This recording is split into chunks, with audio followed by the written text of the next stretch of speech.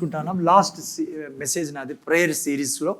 గత వారాల నుంచి మనం చూసుకున్నాం. దాదాపు ఈ నెలంతా అదే పనిగా నేను ఈ యొక్క ప్రేయర్ గురించి చెప్తున్నాను. ఎందుకంటే నెక్స్ట్ ఇయర్ ఈ 2025 ప్రార్థన సంవత్సరంగా మీరు నేను కలిగి ఉండాలి పిల్లరా. అక్కడే మనం పరిపాలిస్తాం. ప్రార్థనలోనే మనం ఏం చేస్తాం పరిపాలిస్తాం. కాబట్టి ఓకే, ఈరోజు prayer for healing and how to receive healing 2 points నేను చెప్పాలని ఆశపడుతున్నా. స్వస్థత కొరకు ప్రేయర్ ఫర్ హీలింగ్, స్వస్థత కొరకు ఎలా ప్రార్థన చేయాలా, ఆరోగ్యం కొరకు ఎలా ప్రార్థన చేయాలా, ఆరోగ్యాన్ని తీసుకునే విధానం ఏంటి, శరీరంలోకి ఎలా నేను అనుక్షణం ఆరోగ్యంలో జీవించగలను అనేది ఈరోజు మనం నేర్చుకుంటా ఉన్నాం. జాగ్రత్తగా వినండి, మిస్ చేయకండి. ఆల్రెడీ మనము 4 వారాల్లో చాలా ముఖ్యమైన విషయాలు నేర్చుకున్నాం. మీరు యూట్యూబ్లో ఉన్న వినండి. నాకు తెలీదు ఎంతమంది మళ్ళీ రిపీట్ చేస్తారో, వినడము ఎంతమంది చేస్తారో మీలో. ఒకసారి వినిపోతే అంత పూర్తిగా అర్థం కాదు పిల్లలు. దయతో మళ్ళీ వినండి. చాలా ఇంపార్టెంట్ ప్రీచింగ్స్ మీరు ఇక్కడ వింటానేది. చాలా సమయం దాని మీద పెట్టి ప్రార్థన చేసి మీ దగ్గర తీసుకురావడం జరుగుతుంది. వింటున్నారా? హలో, మళ్ళీ రిపీట్ చేయండి, వినండి. ఒక మాట చెప్తున్నా మీకు. నేను జనరలీ నాకు కొంతమంది ఇష్టమైన ప్రీచర్స్ ఉన్నారు. నేను వారు వింటాను. ఒక ప్రీచర్ది నేను ఎప్పుడు వినలా. ఫస్ట్ టైం నా జీవితంలో ఆ ప్రీచర్ది విన్నా. ఎవరు తెలుసా ప్రీచరు? నేనే. నిజం చెప్తానా మీకు, నా ప్రీచర్ ఎప్పుడు విన్నా. నేను ఫస్ట్ టైం క్రిస్మస్ మీద జస్ట్ నా యొక్క కుటుంబం కాబట్టి మీకు చెప్తాను. ఫస్ట్ టైం క్రిస్మస్ మీద జస్ట్ ఊరికే విందాం, వాయిస్ ఎట్లుందో అని విన్నా. జస్ట్ స్టార్ట్ చేసుకుని పోతే నాకే ఆశ్చర్యం, ఎవరు ఈ వ్యక్తి ఇంత బాగా ప్రీచ్ చేస్తున్నాడు, చాలా బాగా ప్రీచ్ చేస్తున్నాడు. నన్ను నేనే ముద్దు పెట్టుకున్నా, నన్ను నేనే మెచ్చుకున్నా, చాలా సంతోషించాను నన్ను బట్టి. నేను first time whole my life, like ఎన్నేళ్ళ నుంచి నేను ప్రీచ్ చేశాను, అట్లీస్ట్ ఈ 10-12 ఏళ్ళ నుంచి. నాకు నేనే చూసుకుని, నువ్వు కాదు ప్రీచ్ చేస్తాండేది, నీ వెనకాల దేవుడు ఉన్నాడు కాబట్టి. ఎలా అంటే నాకు ఏం తెలియదు, రాదు కూడా. చాలా సంతోషం వేసింది నా ప్రీచింగ్. నేను దాదాపు 2 times ఏమో, ఒకసారి అయితే కంప్లీట్గా విన్నా, మళ్ళీ చాలాసార్లు విన్నా నేను కొద్దిగా. సో నాకే అనిపించింది చాలా బాగుందని నా ప్రీచింగ్. ఫస్ట్ టైం నేను కొత్త ప్రీచర్ని వినడం, అదే చెప్తున్నా. సో నేనేం చెప్పాలనుకున్నానంటే, ప్లీజ్ వినండి, ఇంటికి పోయి వినండి. కనీసం ఈ 4 ప్రీచింగ్స్ వింటే చాలా పవర్ఫుల్గా మీరు ఆత్మీయ లోకంలో జీవించగలరు. ఓకే, సో బయట వాళ్ళు చాలామంది నాకు ఫోన్ చేసి చెప్తుంటారు. కొంతమంది, అంత చాలామంది కాదనుకోండి, ఇంకా ఆ స్థితి రాలేదు, కష్టం వస్తుంది ఆ స్థితి. ఓకే, కానీ మీరు సంఘంగా వినండి. చాలాసార్లు చాలా ముఖ్యమైన విషయాలు చెప్పారు. ఓకే, ఏం చెప్పాము ఫస్ట్ వీక్? ప్రేయర్ యొక్క ఉద్దేశం. స్టార్టింగ్ మనం ఎక్కడ చేసాం? ప్రేయర్ యొక్క ఉద్దేశం. పిల్లలు తెలుసు కదా ప్రేయర్ యొక్క ఉద్దేశం ఏంటో? పరిపాలించడము దేవుని యొక్క కోరిక. మీరు నేను అందుకే సృష్టించింది, అసలు పుట్టించినదే దేవుడు ప్రార్థన చేయడానికి, అంటే పరిపాలించడానికి. రూల్ అండ్ రెయిన్, డామినేషన్ కోసం పుట్టించాడు, పరిపాలించడానికి. భూమి మనకిచ్చాడు, స్వర్గం ఆయన దగ్గర పెట్టుకున్నాడు. ఇక్కడ పరిపాలించే విధానం ఏంటి? ఆయన ఎట్లయితే తను పరిపాలిస్తాడో తన నోటి ద్వారా, మీరు నేను పరిపాలిస్తాం మన నోటి ద్వారా. సో ప్రార్థన ద్వారా మీరు నేను పరిపాలిస్తాం. కాబట్టి అదే మనం సృష్టించడానికి మొదటి ఆయన ఉద్దేశం ఏంటి?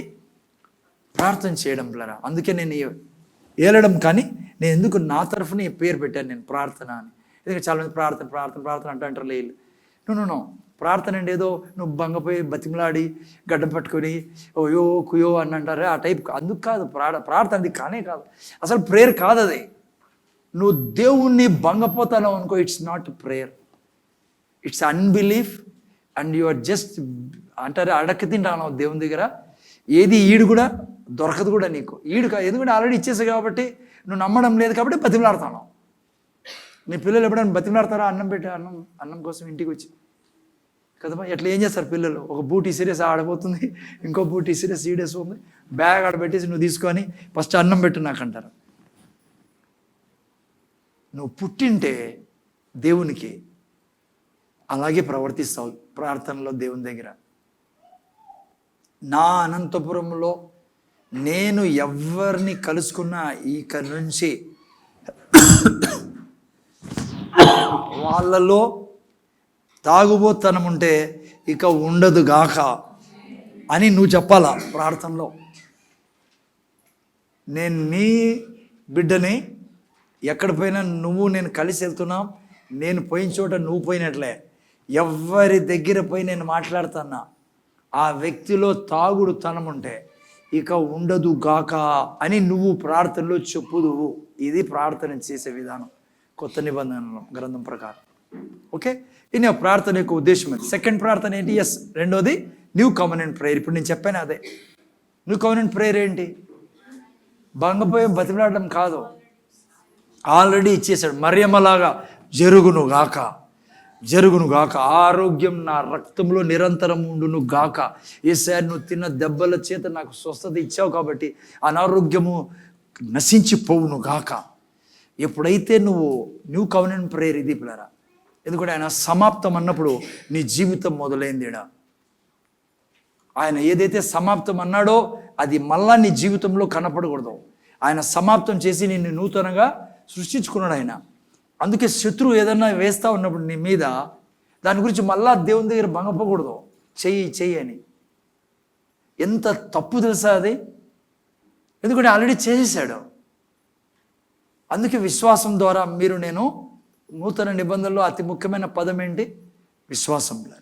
సో దేవుని దగ్గర ఏం చెప్తాం మనము? ఇది నీ వాక్యం చెప్తుంది, జరుగును గాక. నన్ను నువ్వు నీతిమంతుడు గొప్ప ధననిధి కలిగి ఉంటారన్నావు. యేసు నామములో ఇది జరుగును గాక. దానికి విరోధంగా ఏదొస్తున్నా మాట్లాడకూడదు. దానికి విరోధంగా నువ్వు పరిపాలిస్తూ ఉండాలా. ఎస్, వారం పట్టిని, నెల పట్టిని, 6 నెలలు పట్టిని వాక్యమే దేహాన్ని ధరింపచేయాలా. వాక్యానికి విరోధంగా ఏది మీరు నేను మాట్లాడదు. ఓకే, ఇది న్యూ కవెనెంట్ ప్రేయర్. మూడోది ఏంటి? ప్రేయింగ్ ఇన్ స్పిరిట్, ఆత్మలో ప్రార్థించడము చాలా చాలా ముఖ్యమైన ప్రార్థన. నేను వింటారా? ముందర చూడండి, చిన్నపిల్లలు ముందర ఆడుకోకూడదు. ముందర చూడాలా. అన్య భాషల్లో ప్రార్థించడం అనేది మీ జీవితంలో కంపల్సరీ చేసుకోవాలి పిల్లలు. లాస్ట్ వీక్ నేను చెప్పాను మీకు, పౌలు అంటాడు నేను ఆత్మతో ప్రార్థిస్తా, మనసుతో కూడా ప్రార్థిస్తానని. అంటే దానికి అర్థం ఏమంటే నేను ఆత్మతోనే ఎక్కువగా ప్రార్థిస్తా, మనసుతో కూడా అంటే నాకు తెలిసిన భాషలో కూడా. అంటే సెకండ్ ప్రియారిటీ ఇది. నువ్వు అన్య భాషల్లో ప్రార్థించినప్పుడే రైట్ ప్రేయర్ పిల్లరా నువ్వు చేస్తా ఉండేది. ఎందుకంటే నీ మనసుతో ప్రార్థించినప్పుడు కొంతే చేయగలవు. చాలాసార్లు నీకున్న పరిస్థితులు బట్టి, నీకున్న అనారోగ్యం బట్టి దేవుణ్ణి బాధపరిచే మాటలు కూడా చెప్పగలవు. నీకున్న ప్రాబ్లమ్స్ అట్లున్నాయి కాబట్టి. అయితే నువ్వు ఎప్పుడైతే జాగ్రత్త ముందు చూడలేరా అన్య భాషల్లో ప్రార్థన చేస్తావో చాలా యాక్యురేట్ ప్రేయర్ అది. మా ఇంటానారా మీరు ఎవరైనా అన్య భాషలు మాట్లాడిన వారైతే నాకు ఏదో దొరకలేదని కాకుండా ఇంటికి వెళ్ళి యేసయ్యా నన్ను పరిశుద్ధాత్మతో బాప్తిజమి నాకు అన్య భాషని అని చెప్పి స్టార్ట్ చేసేయండి. ఒకవేళ స్టార్టింగ్లో ఎట్లా అంటే లైక్ కృతజ్ఞతలు తెలుగులో కాబట్టి తెలుగులో మీరు ప్రార్థన చేస్తారు కాబట్టి కృతజ్ఞతలు చెప్తా ఉన్నాను. ఖచ్చితంగా మీకు ఆల్రెడీ లోపల ఇన్బిల్ట్ ఉంది అది. నువ్వు పుట్టినరోజే పాలు తాగేది ఎట్లయితే ఉందో కదమ్మా, పిల్లలకి పాలు తాగేది, స్కూల్ పంపిస్తామో పాలు తాగేదానికి ఆల్రెడీ వన్ ఇన్బిల్ట్ అదే. ఊపిరి తీసుకోవడం ఇన్బిల్ట్. సో నువ్వు నూతన సృష్టి అయిన ఆ క్షణమందే నీలో ఇన్బిల్ట్ ఉంది. ఏది? అన్య భాషలు మాట్లాడేది. అన్య భాషలతో ఎందుకంటే తండ్రితో అన్య భాషలు మాట్లాడేవాడు దేవునితో మాట్లాడుతున్నాడు, మర్మములు పలుకుతూ ఉన్నాడు. అందుకని నువ్వు ఏం చేయాలంటే స్ట్రైట్గా ఆ యొక్క థ్యాంక్స్ గివ్ లైక్ కృతజ్ఞతలు అన్నప్పుడు పదాలు వస్తాయి నీకు. రీ కామ సాఖరతల లైక్ ఒక పదం వచ్చినా చాలా అది రీ అని దాని గురించి ఏది కన్ఫ్యూజ్ కాదు. ఆ ఒక్క పదమే అది మాట్లాడడం నువ్వు చెప్పడం మొదలుపెట్టినప్పుడు దేవుడు నిన్ను ఇంకా అనేక పదాలతో నింపడం. చిన్నపిల్లలు చూడండి ఎట్లా మాట్లాడతారు, తాత తాత తాత అంట. ఆ తాత నుంచి కొంత సమయానికి అట్లే లాంగ్వేజ్ డెవలప్ అయ్యేది. సో ఎవరో మహానుభావులే మాట్లాడతారు అన్ని భాషలు, నేను కాదనుకోవద్దు. ప్రతి ఒక్కరి కొరకు ఈ యొక్క భాష ఇవ్వబడింది. అందుకే పౌలు అంటే నేను మీ అందరికంటే ఎక్కువగా మాట్లాడతాను అని. మీకు తెలుసు సప్లరా, అన్య భాషల్లో నువ్వు ప్రార్థన చేస్తూ ఉంటే చాలా బాగా నీకు బైబిల్ అర్థమవుతుంది. నీకు ఇంతవరకు చదివిన బైబిల్ ఇప్పుడు నువ్వు అన్ని భాషలతో ప్రార్థన చేసిన తర్వాత బైబిల్ తెరిస్తే నీ రెవల్యూషన్ నాలెడ్జ్ వేరే ఉంటుంది. ఐ మీన్ నీకు ఆ తర్వాత నువ్వు చాలా స్ట్రాంగ్గా ఉంటావు. ఇప్పుడు నీ యొక్క ఆత్మ విశ్వాసంతో పర్వతంలా నువ్వు తయారు కావాలంటే అన్య భాషలు చాలా అవసరం. సో అందుకే కంటిన్యూగా అన్ని భాషలు మాట్లాడతానండి. ఎక్కడున్నా మాట్లాడచ్చు, కిచెన్లో, బాత్రూంలో, వాష్రూమ్లో, ట్రావెలింగ్లో, ఎక్కడున్నా కూడా అన్ని భాషలు మాట్లాడుతుంటే 2025లో ఎంటర్ అవుతున్నావు. విదిన్ 6 months నేను మీకు ఛాలెంజ్ చేయగలను దీని గురించి. 6 నెలలు చూడండి, ఫస్ట్ 6 months తర్వాత నీ యొక్క వేరే ఉంటుంది. నీకు నువ్వు నేను ప్రీచ్ చేసేది వింటా అంటావు, నీకు అదే దీంట్లో నుంచి వేరే వేరే రెవల్యూషన్ దేవుడు ఇస్తాడు, వేరే వేరే జ్ఞానం ఇస్తాడు. ఆ తర్వాత ముఖ్యంగా చెప్తున్నా, మీరు అన్యుల దగ్గర పోయి మీరు సువార్త చెప్పినప్పుడు మీ నాలుక వేరే ఉంటుంది, మీ పదాలు వేరే ఉంటాయి, మీలో అనాయింటింగ్ ఉంటుంది. మీరు టంగ్స్ మాట్లాడినప్పుడు దేవుడు నీ ద్వారా ఏం చేయాలో అది నీతో ప్రార్థన చేయించుకుంటాడు, నీ ద్వారా చేయించుకొని నీలో లోపల పెట్టేస్తాడు ఆ కెపాసిటీని. అందుకే నువ్వు అన్ని దేవుని దగ్గర పోయి ఎవరిదైనా సువార్త చెప్పినప్పుడు వేరే విధమైన సౌండ్ వాళ్ళలోకి పోతుంది. ముఖ్యంగా వాళ్ళు దురాత్మలు ఉన్నా, అజ్ఞానం ఉన్నా వెళ్ళిపోవడం జరుగుతుంది. నమ్ము, రీజనింగ్కి పోకు. నేను నెక్స్ట్ సండే వీలైతే నేను చెప్పాలి. 2 చెట్లు లోపల ఉన్నాయి పిల్లరా. ఎన్ని చెట్లు? చాలా చెట్లు లోపల ఉన్నాయి. యాడా? భూమిలో. యా భూమి? అనేక చెట్లు ఉన్నాయి, కానీ ఒక చెట్టు నుంచే తినమన్నాడు దేవుడు. ఒక చెట్టు నుంచి తినద్దు అన్నాడు దేవుడు. ఏ చెట్టు నుంచి? రీజనింగ్ చెట్టు అది. అంటే నేను ఇప్పుడు అన్ని భాషలు మాట్లాడుకుంటే ఏమవుతుందిలే, వాడు అంటాడు నీతో ఇలా మాట్లాడమన్నప్పుడు నీకు వేరే శబ్దం వస్తుంది అనుకో, అది ఏ చెట్టు నుంచి? మంచి చెడు, సైటన్ నుంచి వస్తుంది అది.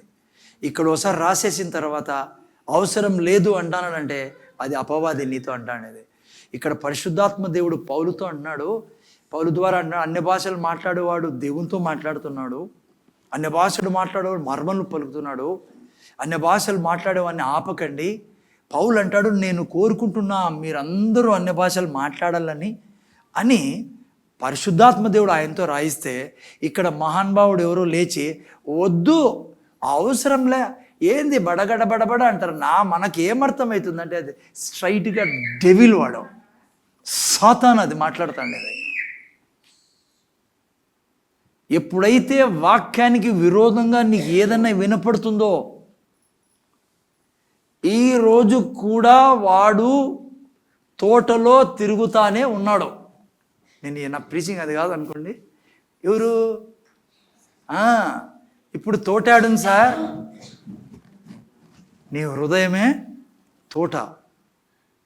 నీ మైండ్ ద్వారా వాడు చెడు మంచి తినిపించే ప్రయత్నం చేస్తూ అంటాడు. నీకు ఎప్పుడు ఈ ఆలోచనలు పెడతా అంటాడు. నీకు జీవవృక్షంలో నుంచి మాత్రమే తినాలా. జీవవృక్షం మేడం సార్, నీలో ఉన్నవాడు దేవుడు. ఎవరైనా? యేసు ప్రభు. ఎవరైనా? జీవవృక్షము. ఆయనలో నుంచే తినాల నువ్వు. ఆయన నీ స్పిరిట్లో ఉన్నాడు, నీ సోల్ ద్వారా సాతాను నీతో మాట్లాడతాడు. కానీ నువ్వు తీసుకోవాల్సింది ఎక్కడి నుంచి? స్పిరిట్ నుంచి. ఎక్కడ జాయిన్ చేయాలా? హృదయంలోకి తీసుకురావాలా. హృదయం ఈ రెండింటిని మధ్య పని చేస్తుంది. అందుకే ఎప్పుడు కూడా సోల్లో నుంచి ఏది తీసుకోకూడదు. సోల్ ఉండేది ఈ భూమి మీద నువ్వు బ్రతికేదానికి, పంచేంద్రియాలు ఉండేది. కానీ నువ్వు తీసుకోవాల్సింది స్పిరిట్ నుంచి. ఓకే, ఇప్పుడు నా ప్రీచింగ్ ఇది కాదు, మళ్ళీ వస్తాం వాటికి. సో ఏ చెట్టులో నుంచి తినాలా? వేరే చెట్లో నుంచి తింటే ఏమవుతావు? చచ్చిపోతావు. ఉదాహరణకి తాగొద్దు అనింది బైబిల్. ఏమనింది బైబిల్? తాగుడు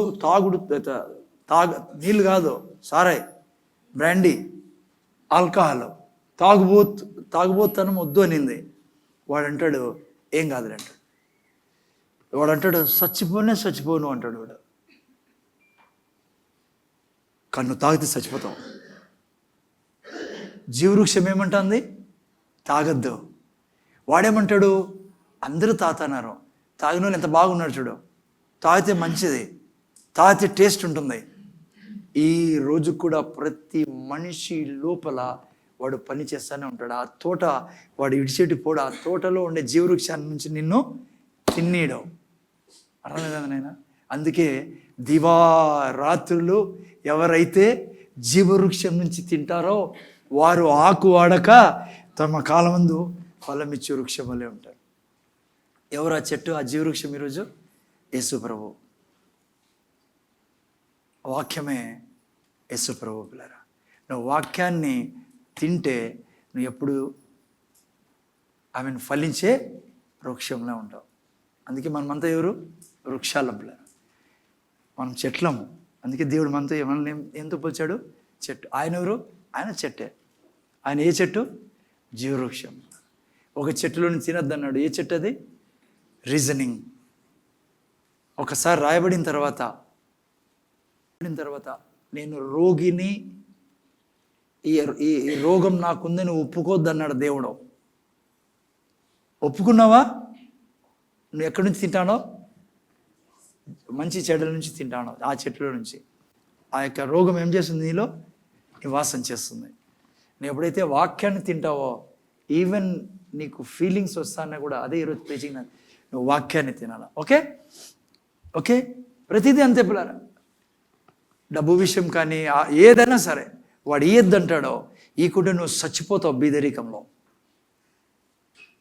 నీ దగ్గర లేదు, తక్కువ ఉంది, వద్దులే ఈ నెలలో, ఏమి ఇదిలే, నువ్వు టై తీయద్దంటాడు వాడు. నువ్వు ఈకుంటే నువ్వు చచ్చిపోతావు. ఇది బైబిల్ యొక్క సత్యం.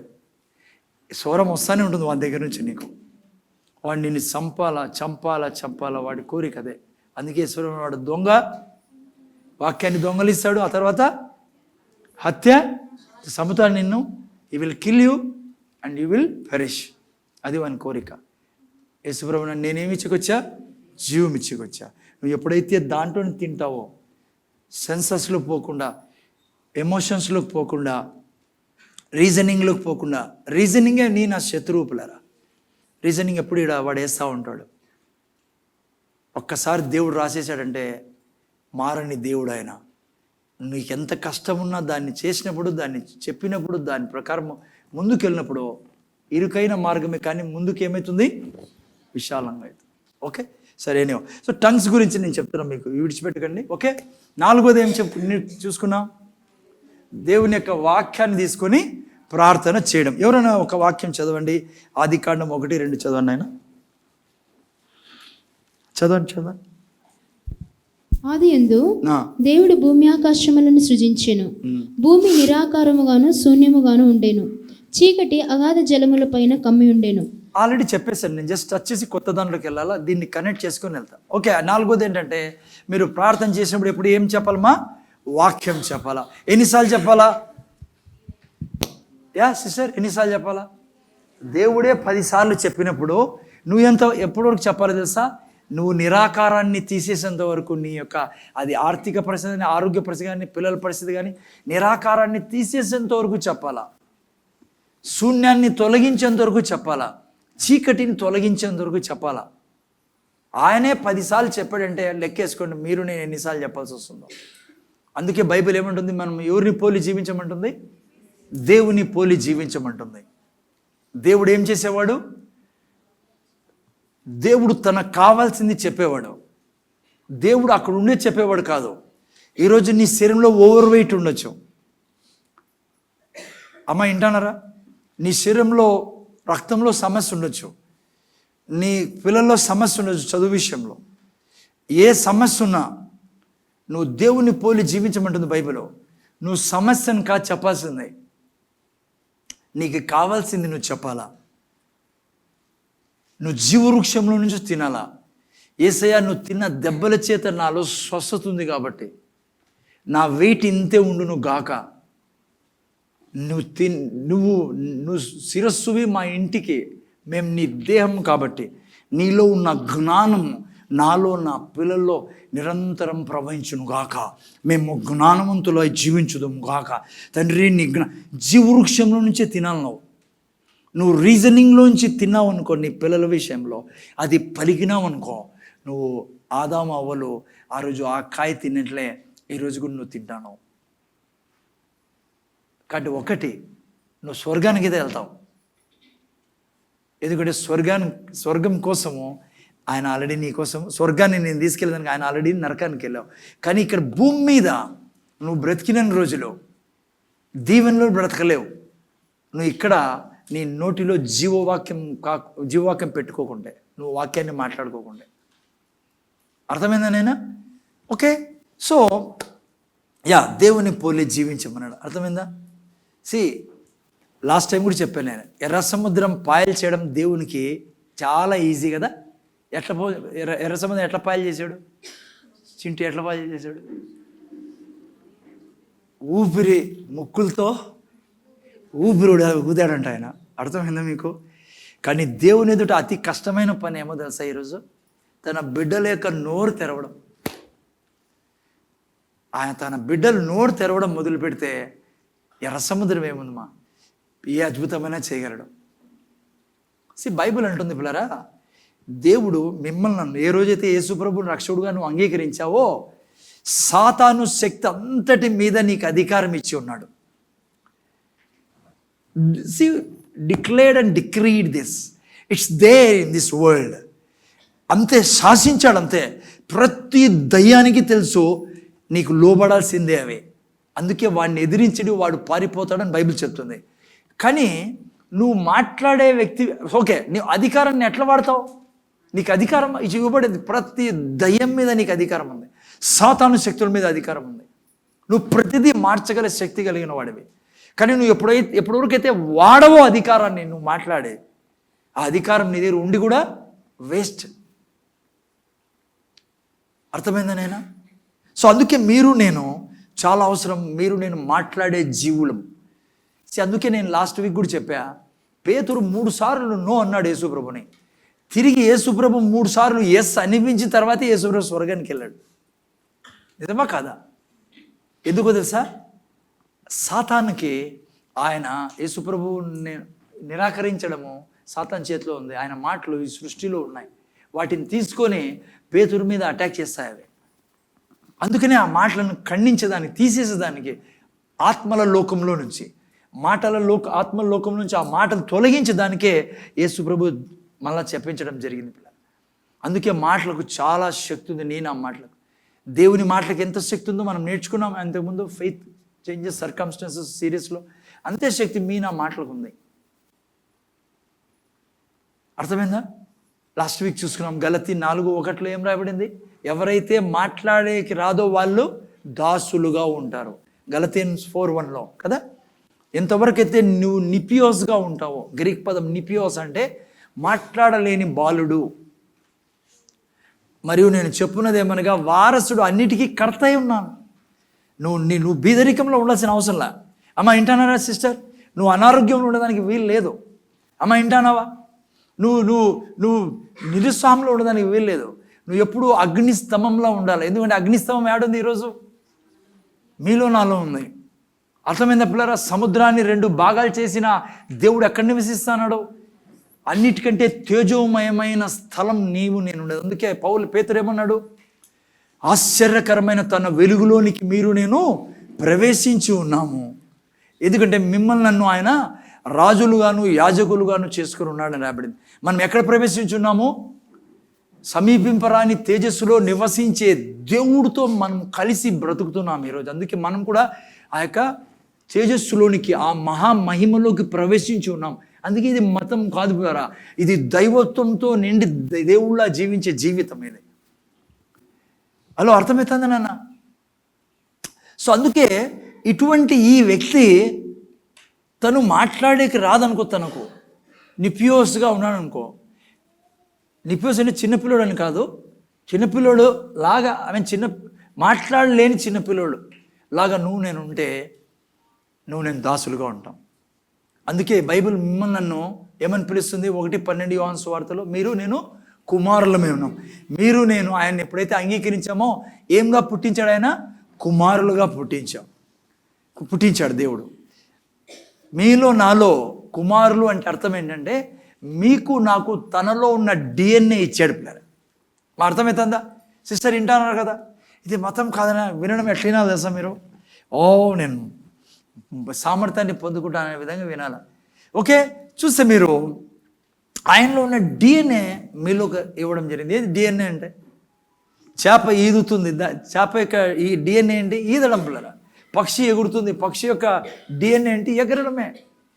నా డిఎన్ఏ ఏమో తెలుసా? దేవుళ్ళ మాట్లాడడం. హలో, మీరు నా డిఎన్ఏ ఏంటి? దేవుళ్ళ మాట్లాడడం. అందుకే ఆదికాండం మొదటి అధ్యాయంలో మనం మొదటి అధ్యాయంలో మనం చూసుకున్నాం కదా, దేవుడు 6 రోజులు ఏం చేశాడు? మాట్లాడి 7వ రోజు ఏం చేశాడు? విశ్రాంతి తీసుకున్నాడు. ఎందుకు విశ్రాంతి తీసుకున్నాడు 7వ రోజు? ఎందుకంటే నువ్వు వచ్చేసావు కాబట్టి. ఇంకా ఎందుకు? నువ్వు తన స్థానంలోకి నిన్ను పెట్టి ఇక నువ్వు సమస్తాన్ని చేతులు పెట్టి నువ్వు పరిపాలించమన్నాడు దేవుడు. అందుకే నువ్వు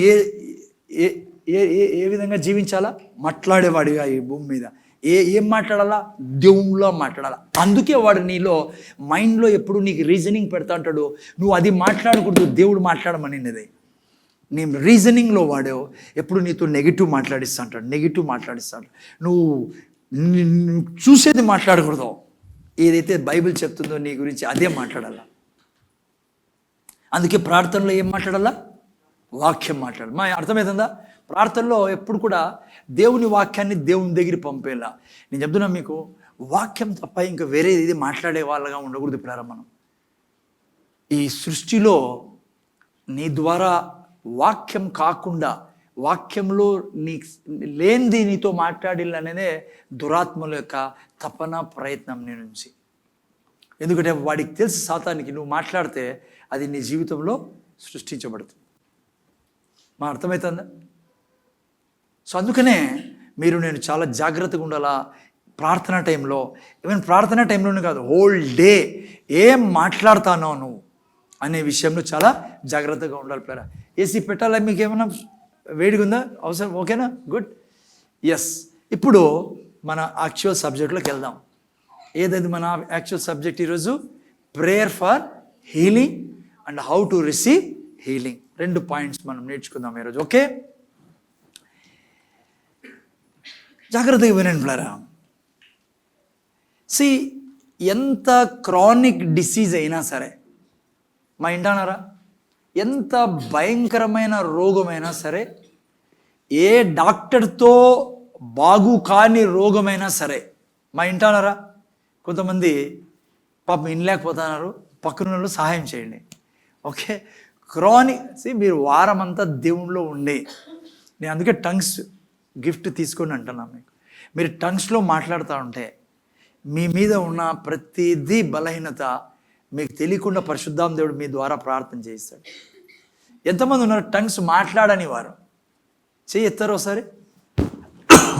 టంగ్స్ మాట్లాడని వారు, ఇంతవరకు టంగ్స్ మాట్లాడని వారు. అమ్మ, టంగ్స్ అందరికీ వస్తుందా? ఓకే సిస్టర్స్, ఎంతమంది చేయొత్తండి, పైకి ఎత్తండి. కీర్తన్ టంగ్స్ మాట్లాడడంలా 1, 2 ఉదర్, సుధీర్ ఉదర్, మీకు టంగ్స్ మాట్లాడుకోవడం అంతే. రామాన్జీ ఇక్కడ సిస్టర్స్, సరళ సిస్టర్, ఓకే. మిగతా మీకు అందరూ టంగ్స్ వచ్చా?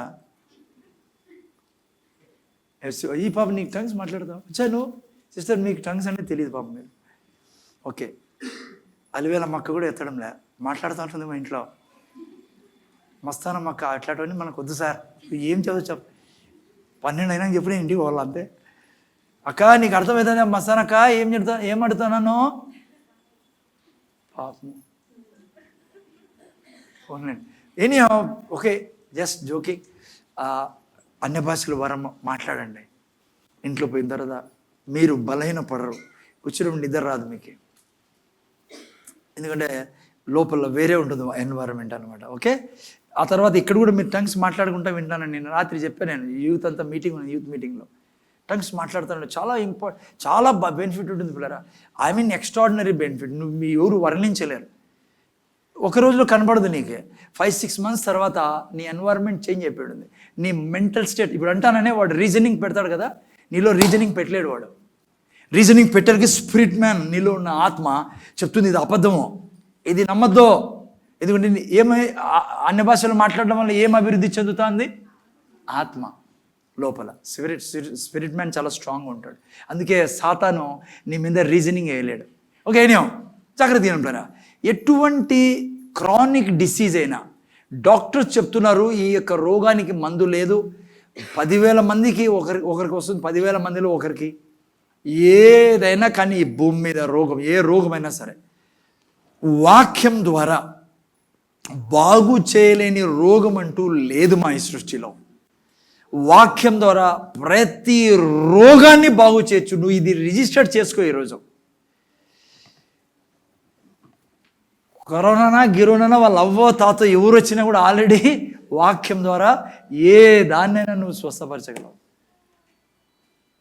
ఓకే, సి హీలింగ్, స్వస్థత పొందుకోవడం లాంటి ఆరోగ్యంలో జీవించడం అనేది అంటారే రాకెట్ సైన్స్ కాదు పిల్లరా. ఇది అంటే ఎవరో మహానుభావుడు చేత అవుతుంది, మాకు యాడవుతుంది అని లేదు పిల్లరా. చాలా ఈజీ నేను అనుక్షణము ఆరోగ్యంలో జీవించడం. చాలా ఈజీ. కష్టమైంది ఏది దేవుడు పెట్టలే మనకి. కష్టమైందంతా ఆయన తీసుకున్నాడు. ఈజీది సులువైందే మన చేతుల్లో పెట్టాడు ఆయన. అమ్మ అర్థమవుతుంది. నేను యవనస్తులు ముందరలేను, వీళ్ళు నీ team right side left side Anusha, చాలా ఈజీ ఆరోగ్యంలో జీవించడం. హలో, చాలామంది ఏమనుకుంటారో తెలుసా, ఆరోగ్యంలో జీవించడం అంటే ఆయనకి ఒప్పించాలా. ఎవరికి? దేవునికి. ఆయనకి బతిమలాడుకోవాలా. ఏం చెప్పాలో ఏమో ఆయనకి. ఆల్రెడీ మందులు వాడుతున్నా. షుగర్ అని చెప్పాడు. మనకు తెలుసా పెద్ద సమస్య దేవుడే చాలామందికి. మీకు తెలుసా విచిత్రమేమో, అస్సలకి నీకంటే ఎక్కువ కోరుకునేది దేవుడే నువ్వు ఆరోగ్యంలో ఉండాలని. ఆయన ఎదుట పెద్ద ఛాలెంజ్ ఇదే. అందుకే రక్షణ తర్వాత అతి ముఖ్యమైన గిఫ్ట్ ఏదో తెలుసా? హీలింగ్ ప్లారా, స్వస్థతలో జీవించడం. రక్షణ అన్నిటికన్నా ఇంపార్టెంట్ మనకు. పాపం నుంచి, శాపం నుంచి విడుదల, నరకం నుంచి విడుదల, అది నంబర్ 1 టాప్ ప్రియారిటీ. అది పొందుకున్న తర్వాత ఇమ్మీడియట్ అతి శ్రేష్టమైన దీవెన ఏదన్నా ఉందా ఈ సృష్టిలో అంటే ఆరోగ్యమే. డబ్బు కూడా కాదు. ఎంత డబ్బు ఉండి ఏం ప్రయోజనం నీకు ఆరోగ్యం ఇలా ఉంటే? అదే ఆరోగ్యం ఉందనుకో, ఎంతైనా డబ్బు నువ్వు సంపాదిస్తావు. కరెక్టే కదా? సో అది ఆయన కోరిక. ఆయన ఏలు కూడా కదిలించాల్సిన అవసరం లే నీకు ఆరోగ్యం ఇచ్చేదానికి. ఎందుకంటే ఆల్రెడీ ఆరోగ్యాన్ని ఇచ్చేసాడు నీకు. నీ ఆస్తి ఆరోగ్యం. ఇప్పుడు నువ్వు ఆరోగ్యంలో లేకపోవడానికి కారణం నువ్వు, దేవుడు కాదు. మీకు బాధ వేయచ్చు, నువ్వు ఏం చెప్తాను సార్ అని. అంటే మీ లెక్క ప్రకారం మీరు చెప్పేది మేము అనారోగ్యంలో మేము కోరుకుంటామనే. ఎస్, ఎందుకంటే దేవుడు కాదు. దేవుడు ఆల్రెడీ నీకు ఆరోగ్యాన్ని ఇచ్చేసాడు. ఈరోజు నువ్వు అనారోగ్యం ఉండడానికి కారణము దేవుడు కాదు. నువ్వు ఎలా ఆరోగ్యం పొందుకోవాలో నీకు తెలియకపోవడమే నీ యొక్క అనారోగ్యానికి కారణం. ఈరోజు నీకు ఒక క్లాసిక్ ఎగ్జాంపుల్ నేను ఇస్తాను, ఇంకోటి నీకు అర్థమయ్యేదానికి. ఎవరైనా చదవండి, అందరూ తీకండి. ఎవరైనా ఒక్కరు తీని. రోమియోలు రాసిన పత్రిక, యోహాను సువార్త 3:16 చదవండి. ఒక మాట అలా ఏం రాబడిందో చదువు నాయనా. దేవుడు లోకంను ఎంతో ప్రేమించాడు. జాగ్రత్తగా వినాలి. మీకు ఇది మీకు కంపేర్ చేసుకోండి. దేవుడు లోకాన్ని ఎంతో ప్రేమించను కాగా ఆయన తన అద్వితీయ కుమారునిగా పుట్టిన వాని యందు విశ్వాసముంచు ప్రతి వాడును నశింపక నిత్య జీవం పొందునట్లు ఆయనను అనుగ్రహించెను. ఇక్కడ చూస్తే 2 ముఖ్యమైన పాయింట్లు మీరు చూసారనుకోండి. దేవుడు ఇచ్చాడంట, ఆ తర్వాత తీసుకోవాలంట మనము. అంతే కదమ్మా? దేవుడు లోకాన్ని ప్రేమించెను కాగా ఏమిచ్చాడంట? కుమారుని ఇచ్చాడు. ఆ తర్వాత కింద ఏమంటాడు? ఆయనను మనం తీసుకోవాలా. అర్థమవుతుంది మీకు? ఇప్పుడు ప్రపంచంలో ఎవ్వరే కానీ నరకానికి పోవడానికి వీలు లేదు. దేవుడు అందరి కొరకు ఏం చేశాడు? లోకము కొరకు తన కుమారుని అనుగ్రహించాడు. ఎవరే కానీ నరకానికి పోవడానికి వీలు లేదు. అందరి కొరకు యేసు ప్రభువు పాప పరిహారార్థ బలి చేశాడు. కానీ వాళ్ళు ఎందుకు నరకానికి పోతున్నారు? రిసీవ్ చేసుకోవడంలా. దేవుని సమస్య లేదు. ఇక్కడ ఎవరికి కానీ నరకం లేదు దేవుని లెక్క ప్రకారము, దేవుడు చేసిన పని ప్రకారము. ఎందుకంటే తన కుమారుడిని అందరి కొరకు బలి ఇచ్చి అందరి పాపాలు ఆయన మీద వేసాడు. ఇప్పుడు తెలుసా మీకు నరకానికి ఎందుకు పోతాడనేది ప్రజలు? పాపం వలన కాదు. పాపం అంతా ఆడుంది యేసయ్య మీద ఉంది. మళ్ళీ ఎందుకు సార్ పోతారని నరకానికంటే పాపం వలన కాదు పోతాడేది, స్వీకరించడం లేదు ఎవరిని? కుమారుణ్ణి. ఆరోగ్యం విషయంలో కూడా అంతే. రోగం అంతా ఆడుంది. ఎవరు భయపడతారు మీరు చెప్పేదాన్ని? ఎవరు? ఆయన ఏమాయను? రోగిగా ఆయను. అందుకే యేసయ్య తిన్న దెబ్బల చేత మనకు, మీరు నేను ఎందుకు అనారోగ్యంలో ఉన్నాం? స్వీకరించడంలా, అందుకే అనారోగ్యంలో ఉన్నాం. ఓకే, రండి నీతో మనము హలో, దేవుడు ఫోర్స్ చేయడం ఏది కూడా మీకు తెలుసు కదా, దేవుని యొక్క ప్రిన్సిపల్ అది. ఫోర్స్ చేస్తే బలవంతాన చేసేవాడు ఏంటే ఈ పాటికి ప్రపంచమంతా రక్షింపబడేది, అంతే కదా. రోడ్లో పోయాన్ని పట్టుకొని దేవుడు ఏరా నేను ఇంత రక్షణ పొందుకుంటావు లేదా పిసికేసాను గొంతు అనింటే ఏమైంది? చేశాడా? కానీ నరకానికి పోతున్నారు, 100 మంది పోతున్నారు రోజుకి. అయ్యా తండ్రి నీ ఎదుట నరకానికి పోతారు, నేను ఏం చేయాలా? నేను చేసా. తన బాధ్యత. ఇప్పుడు తను నా స్వరూపంలో పోలికలో సృష్టించా. ఇప్పుడు మీరే చెప్పండి, గట్టిగా పట్టుకొని దేవుడు ఒక వ్యక్తిని తీసిపోయి నరకానికి పోతారా నువ్వు వద్దురా అని చెప్పి లాక్కొని పెడితే వాడు ఒప్పుకుంటే కదా మళ్ళా పోతాడు వాడు అటుకే. అట్లా వాళ్ళు తీసిపోయి స్వర్గంలో వేసినా కూడా నన్ను ఎందుకు ఇక్కడ తీసుకొచ్చాను, నేను ఇక్కడ ఉండను కాక ఉండను, నేను అక్కడే ఉంటాను అమ్మ వాళ్ళతో పాటు. అందుకే దేవుని యొక్క హృదయాన్ని అర్థం చేసుకొని ఫోర్స్ చేయడు. ఆరోగ్య విషయంలో కూడా నీకు ఫోర్స్ చేయడు దేవుడు. అందుకే క్రైస్తవులు చాలామంది అనారోగ్యంలో ఉన్నారు. కొంతమంది అయితే ఇది పెద్ద దేవుడికి వరం ఇచ్చిన వరం అనేవాళ్ళు ఉన్నారు. కొంతమంది అయితే నేను రోగంలో నలిగిపోతా అంటే ఆయనకు మహిమ మహిమ మహిమ అనుకుంటారు. అది పెద్ద ఈడియట్నెస్. అదే మూర్ఖుడా అంటాడు ఆయన అటు నుంచి. పోలేండి విషయంలోకి వెళ్దాం. మార్కు సువార్త, మత్తయి సువార్త 4:23 కొన్ని విషయాలు మీకు చెప్పి ఏం చేయాలా ఆరోగ్యంలో మనం జీవించాలంటే 4:23 నుంచి చదవండి. ముఖ్య కొన్ని బేసిక్ విషయాలు చెప్తాను మీకు. చదవండి. యేసు వారి సమాజ మందిరములలో బోధించుచు, వాళ్ళ సమాజంలో బోధించుచు, దేవుని రాజ్యమును గూర్చిన సువార్తను ప్రకటించుచు ప్రజలలోని ప్రతి వ్యాధిని రోగమును స్వస్థత పరచుచు. చూసారా? జాగ్రత్తగా వినరా. ముఖ్యంగా ఒక పాయింట్ చెప్పాలి నేను ఈ లోపల పోయే ముందు. మీరు బైబిల్ చదివినప్పుడు యేసు ప్రభు తిరిగి లేచి సువార్త ప్రకటించమన్నప్పుడు మీరు చూస్తే అక్కడ వాక్యాలన్నీ ప్రతి చోట యేసుప్రభు అన్నాడు సువార్త ప్రకటించుడి, రోగుల్ని స్వస్థపరచుడి, దురాత్మల్ని పారద్రోలుడి. ఫుల్ కమాండ్మెంట్ ప్లర్ ఇది, టోటల్ ప్యాకేజ్ ఇది, దేవుని ఆజ్ఞ కమాండ్మెంట్ ఇది. కానీ మీరు చూడండి ఎంత అజ్ఞానం ఉందో దేవుని బిడ్డల మధ్యలో. కేవలం సువార్త ప్రకటిస్తారు, ఆ పక్కన ఎందుకు కొట్టేస్తారు వాళ్ళు వీళ్ళ తరఫున. అది ఫుల్ కమాండ్మెంట్ కాదు, నువ్వు తీసుకుంటా అండి. అందుకే నేను చెప్తున్నా సంఘానికి, మీరు ఎక్కడికి వెళ్ళినా సువార్త చెప్పినప్పుడు రోగం కోసం ప్రార్థన చేయండి. ఒకవేళ మీకు సువార్త చెప్పే అవకాశం ఈకున్న రోగంతో ఉన్నారని తెలిసి ఫస్ట్ రోగం కొరకు ప్రార్థన చేయండి. యేసుప్రభు 2 చేశాడు. సువార్త చెప్పి అద్భుతాలు చేసేవాడు, అద్భుతాలు చేసి సువార్త చెప్పాడు. ఓకే, ఫస్ట్ మీకు ఆడ ఎన్వైర్న్మెంట్ చూసి మీరు ముందుకెళ్ళాలా. వరి కాసిన పనులే పోతూనే సువార్త చెప్పాలా, ఫస్ట్ రోగం గురించి నువ్వు కొన్ని చోట్ల పరిస్థితులు వేరే ఉంటాయి, నువ్వు రోగం కోసం ప్రార్థన చేయి. నేను చెప్తున్నా ఇంకోటి, నేను ముందర చూడండి. మీలో ఇతరుల రోగాల కొరకు ఎవరైతే ప్రార్థన చేస్తారో వాళ్ళని దేవుడు చాలా ఇష్టపడతాడు. మనందరమే ఇష్టం దేవునికి. అట్లా వాళ్ళని దేవుడు చాలా బలంగా వాడుకునేకి ద్వారం తెరుస్తారు వాళ్ళు. ఆ తర్వాత వాళ్ళకు వరాలు ఇచ్చేదానికి కూడా వాళ్ళు ఎక్కువ ఓపెన్ అవుతారు దేవునికి. అందుకే నేను చెప్తున్నా సీక్రెట్, మీరు ఎక్కడికి వెళ్ళినా ఫస్ట్ రోగులు ఉంటే ఆ ఇంట్లో చేయిపెట్టి ప్రార్థన చేయండి వాళ్ళ మీద అద్భుతాలు జరుగుతాయి, సామర్థ్యమైన కార్యాలు జరుగుతాయి. ఓకే, దేవుడు కమాండ్మెంట్ ఏంటి? కానీ స్వస్థతలు చేయమని. చాలామంది ఈ పని చేయరు, సువార్త చెప్పొస్తారు.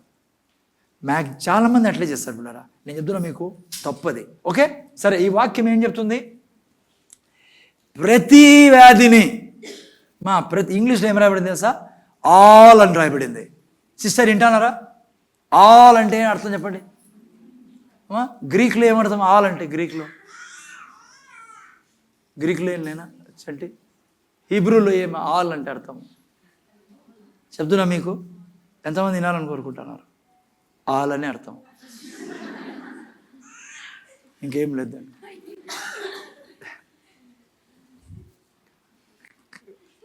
హలో, ప్రతి విధమైన రోగం డాక్టర్లు నో అన్నా, ప్రపంచంలో మందు లేదన్నా, ఏ జెనెటిక్ అయినా, తాతకు వచ్చింది, అమ్మకు వచ్చింది, మాకు కూడా వచ్చింది, ఏ రోగమైనా, ప్రతి విధమైన రోగమును ఆయన స్వస్థపరిచేవాడు. సో మీరు రిజిస్టర్ చేసుకోవాలి ఇవన్నీ. ఎక్కడ పోయినా క్యాన్సర్ అంటబ్బా. నేను చెప్తున్నా మీకు, కోల్డ్ ఎంతో క్యాన్సర్ అంతే యేసుప్రభుకి. క్రైస్తవులు చాలా అందుకే బైబిల్లో ఒక వాక్యం ఎవడు మర్చిపోద్దండి. హెబ్రీయులకు రాసిన పత్రిక 13:8 ఏం రాబడింది? నిన్న నేడు రేపు ఏకరీతిగా ఉండే దేవుడు ఆయన. ఇప్పుడు బాబు ఇప్పుడు చేయలేనైనా స్వస్థతలు.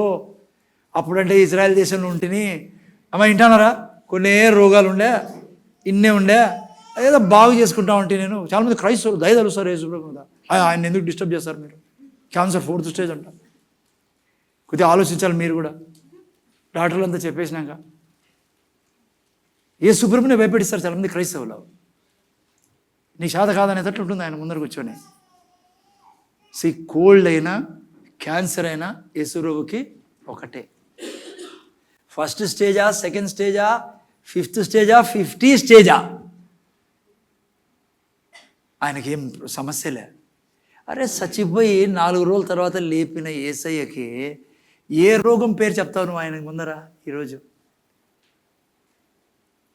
సో ప్రతి వ్యాధిని బాగు చేసేవాడు. కండిషన్ ఏమో తెలుసా? నీకైనా ఫోర్స్ చేయడు. నువ్వు కోరుకోవాల నేను ఆరోగ్యంలో జీవిస్తా. ఇంత చేసావు నువ్వు, నీకు ఇంత చేసి నువ్వు నేను దాన్ని అనుభవించుకోకుండా ఉంటే అది నిన్ను అవమానపరిచినట్ల అనే కాన్సెప్ట్ నీలో దూరల్లా. ఈ టెంకాయలోకి, నా టెంకాయలో కాదు, నీలో కూడా అర్థమవుతుంది నాయనా. దేవుడు నిన్ను ఫోర్స్ చేయడు. ఎందుకో తెలుసా? నువ్వు దేవుని స్వరూపంలో పోలికలో ఉన్నావు. ఆయనతో పాటు సింహాసనం మీద కూర్చొని ఉన్నావు. నువ్వు నమ్మి అర్థం చేసుకుని ఆయన విశ్వసించి తీసుకోవడం అనేది దానికి ఆయనకి ఇష్టం. ఓకే, 24వ వాక్యం చదువు పెట్టిన ఆయన. మత్తయి సువార్త 4:24 చూడండి ఏం రాబడిందో. ఆయన కీర్తి సిరియా దేశమంతటా వ్యాపించెను.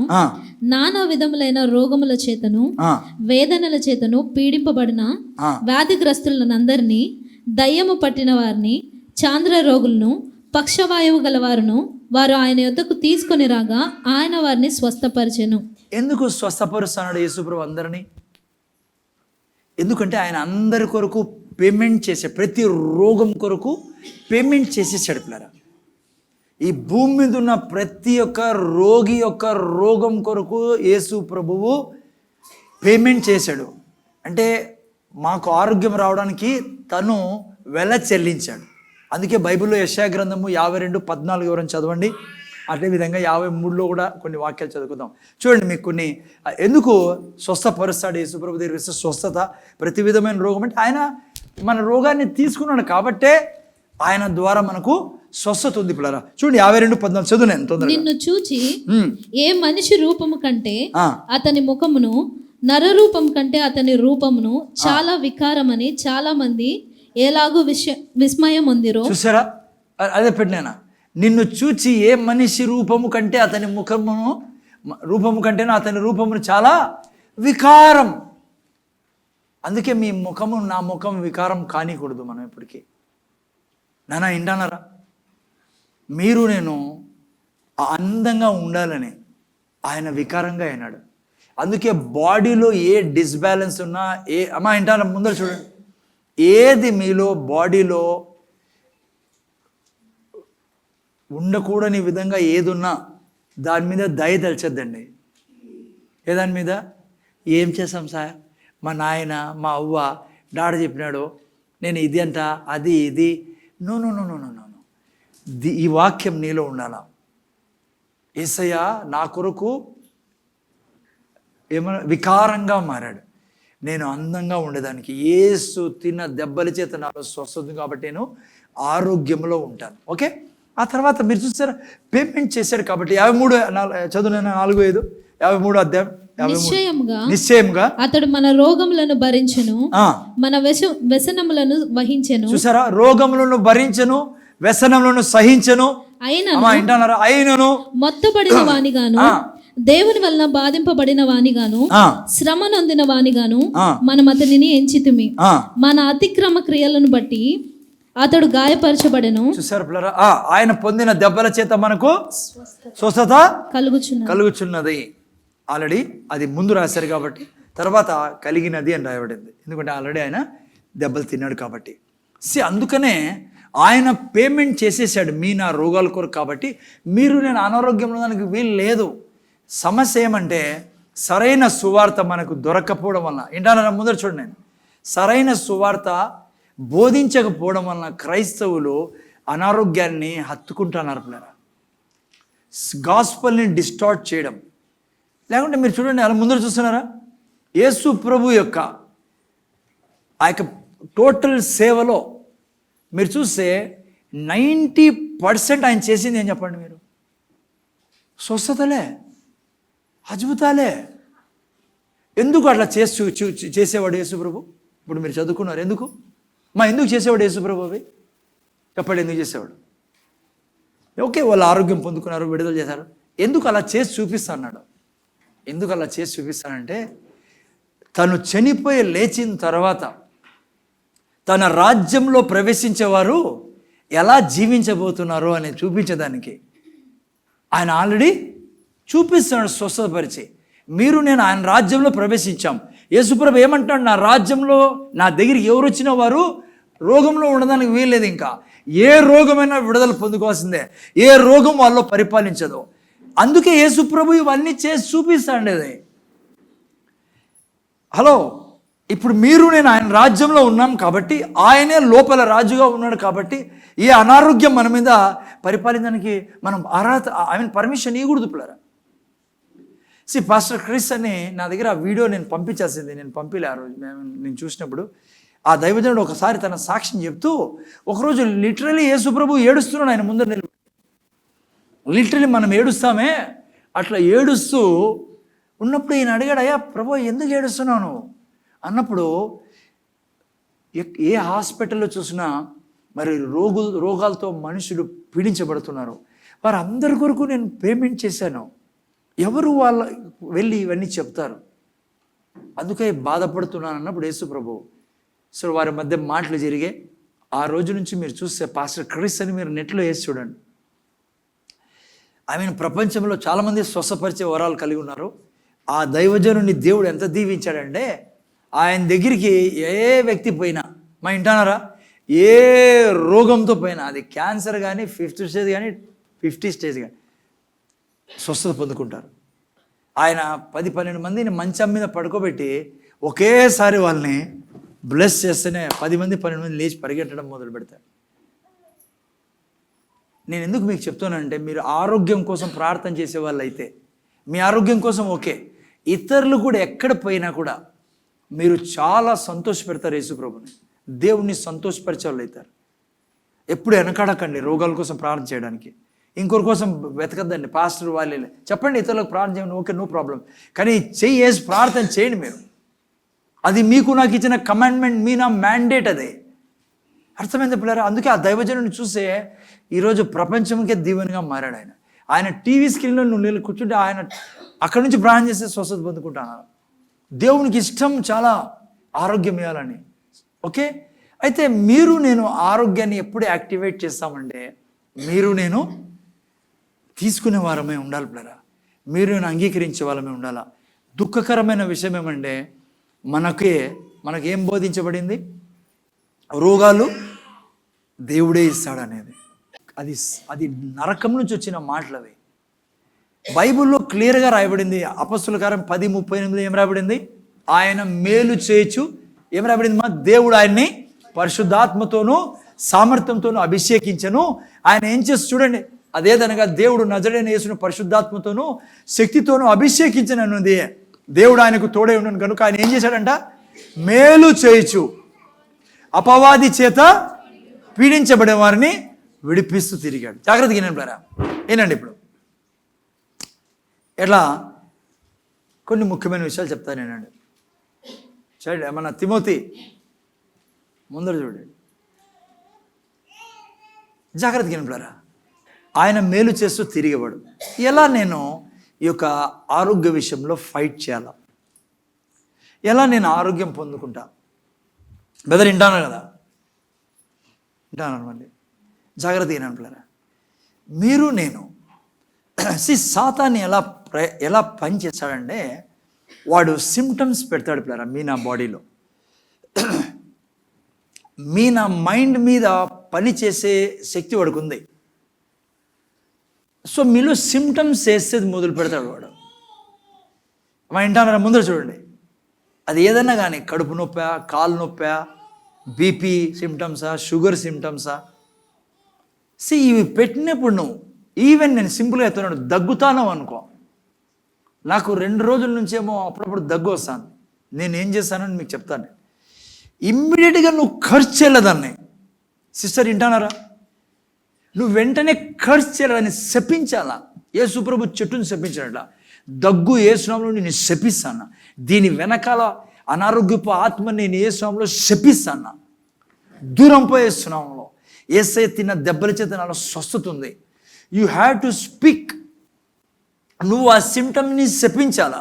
ఏ సిమ్టమ్ అయినా సరే, అది రాత్రి వచ్చింది, అది ఏదైనా సరే, ప్రతి విధమైన రోగమును నీకు లేకుండా చేసేసాడు. కానీ దాన్ని నువ్వు ఇప్పుడు యాక్టివేట్ చేయాల. నువ్వు విశ్వాసం ద్వారా తీసుకోలే దాన్ని. నువ్వు వాడు సిమ్టమ్స్ పెడతాడు నీకు. ఎస్, రెండోది కూడా చెప్పనండి, డాక్టర్ దగ్గర పోతావు, నేను పోద్దాను, పోండి. అక్కడ పోయిన తర్వాత కూడా సిమ్టమ్స్ గురించి చెప్పండి. ఆయన మీకు మందు ఇస్తాడు, లేకుంటే ఎక్స్రే తీస్తాడు, రిపోర్ట్స్. ఆయన సైన్స్ ప్రకారము ఏం చెప్తాడో చెప్పనేయండి. మీరు మాత్రము దాన్ని అంగీకరించకూడదు. ఆయన ముందర చెప్పదండి, ఏం లేదు నాకని, అది తప్పు. ఆయన చెప్పేది వినండి, మందులు రాయించుకోండి, ఎస్ అనండి, ఓకే సార్ అనండి, రండి, మందులు కూడా తినండి. ఎందుకంటే మీ ఆ లెవెల్కి వచ్చినప్పుడు మీకే తెలుస్తుంది ఏం చేయాలనేది. ఇప్పుడు నా ఈ యొక్క పొజిషన్లో మీరు మందులు తీసుకోండి, కానీ మీరు ఆ రోగాన్ని ఒప్పుకోకండి.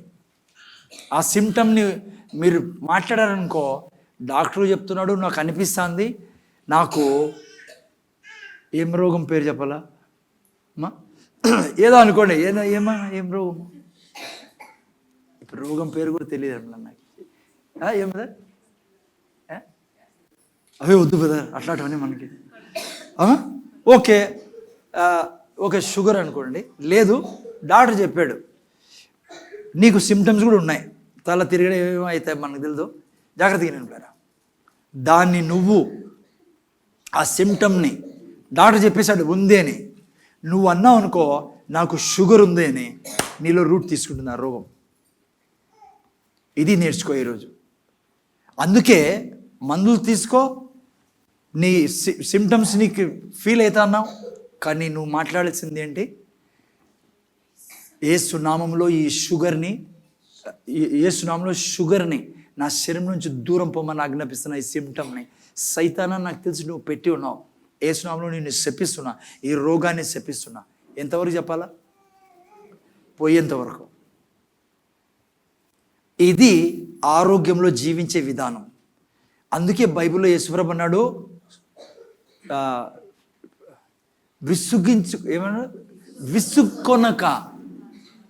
విసుక్కొనక ప్రార్థించుడు అన్నాడు.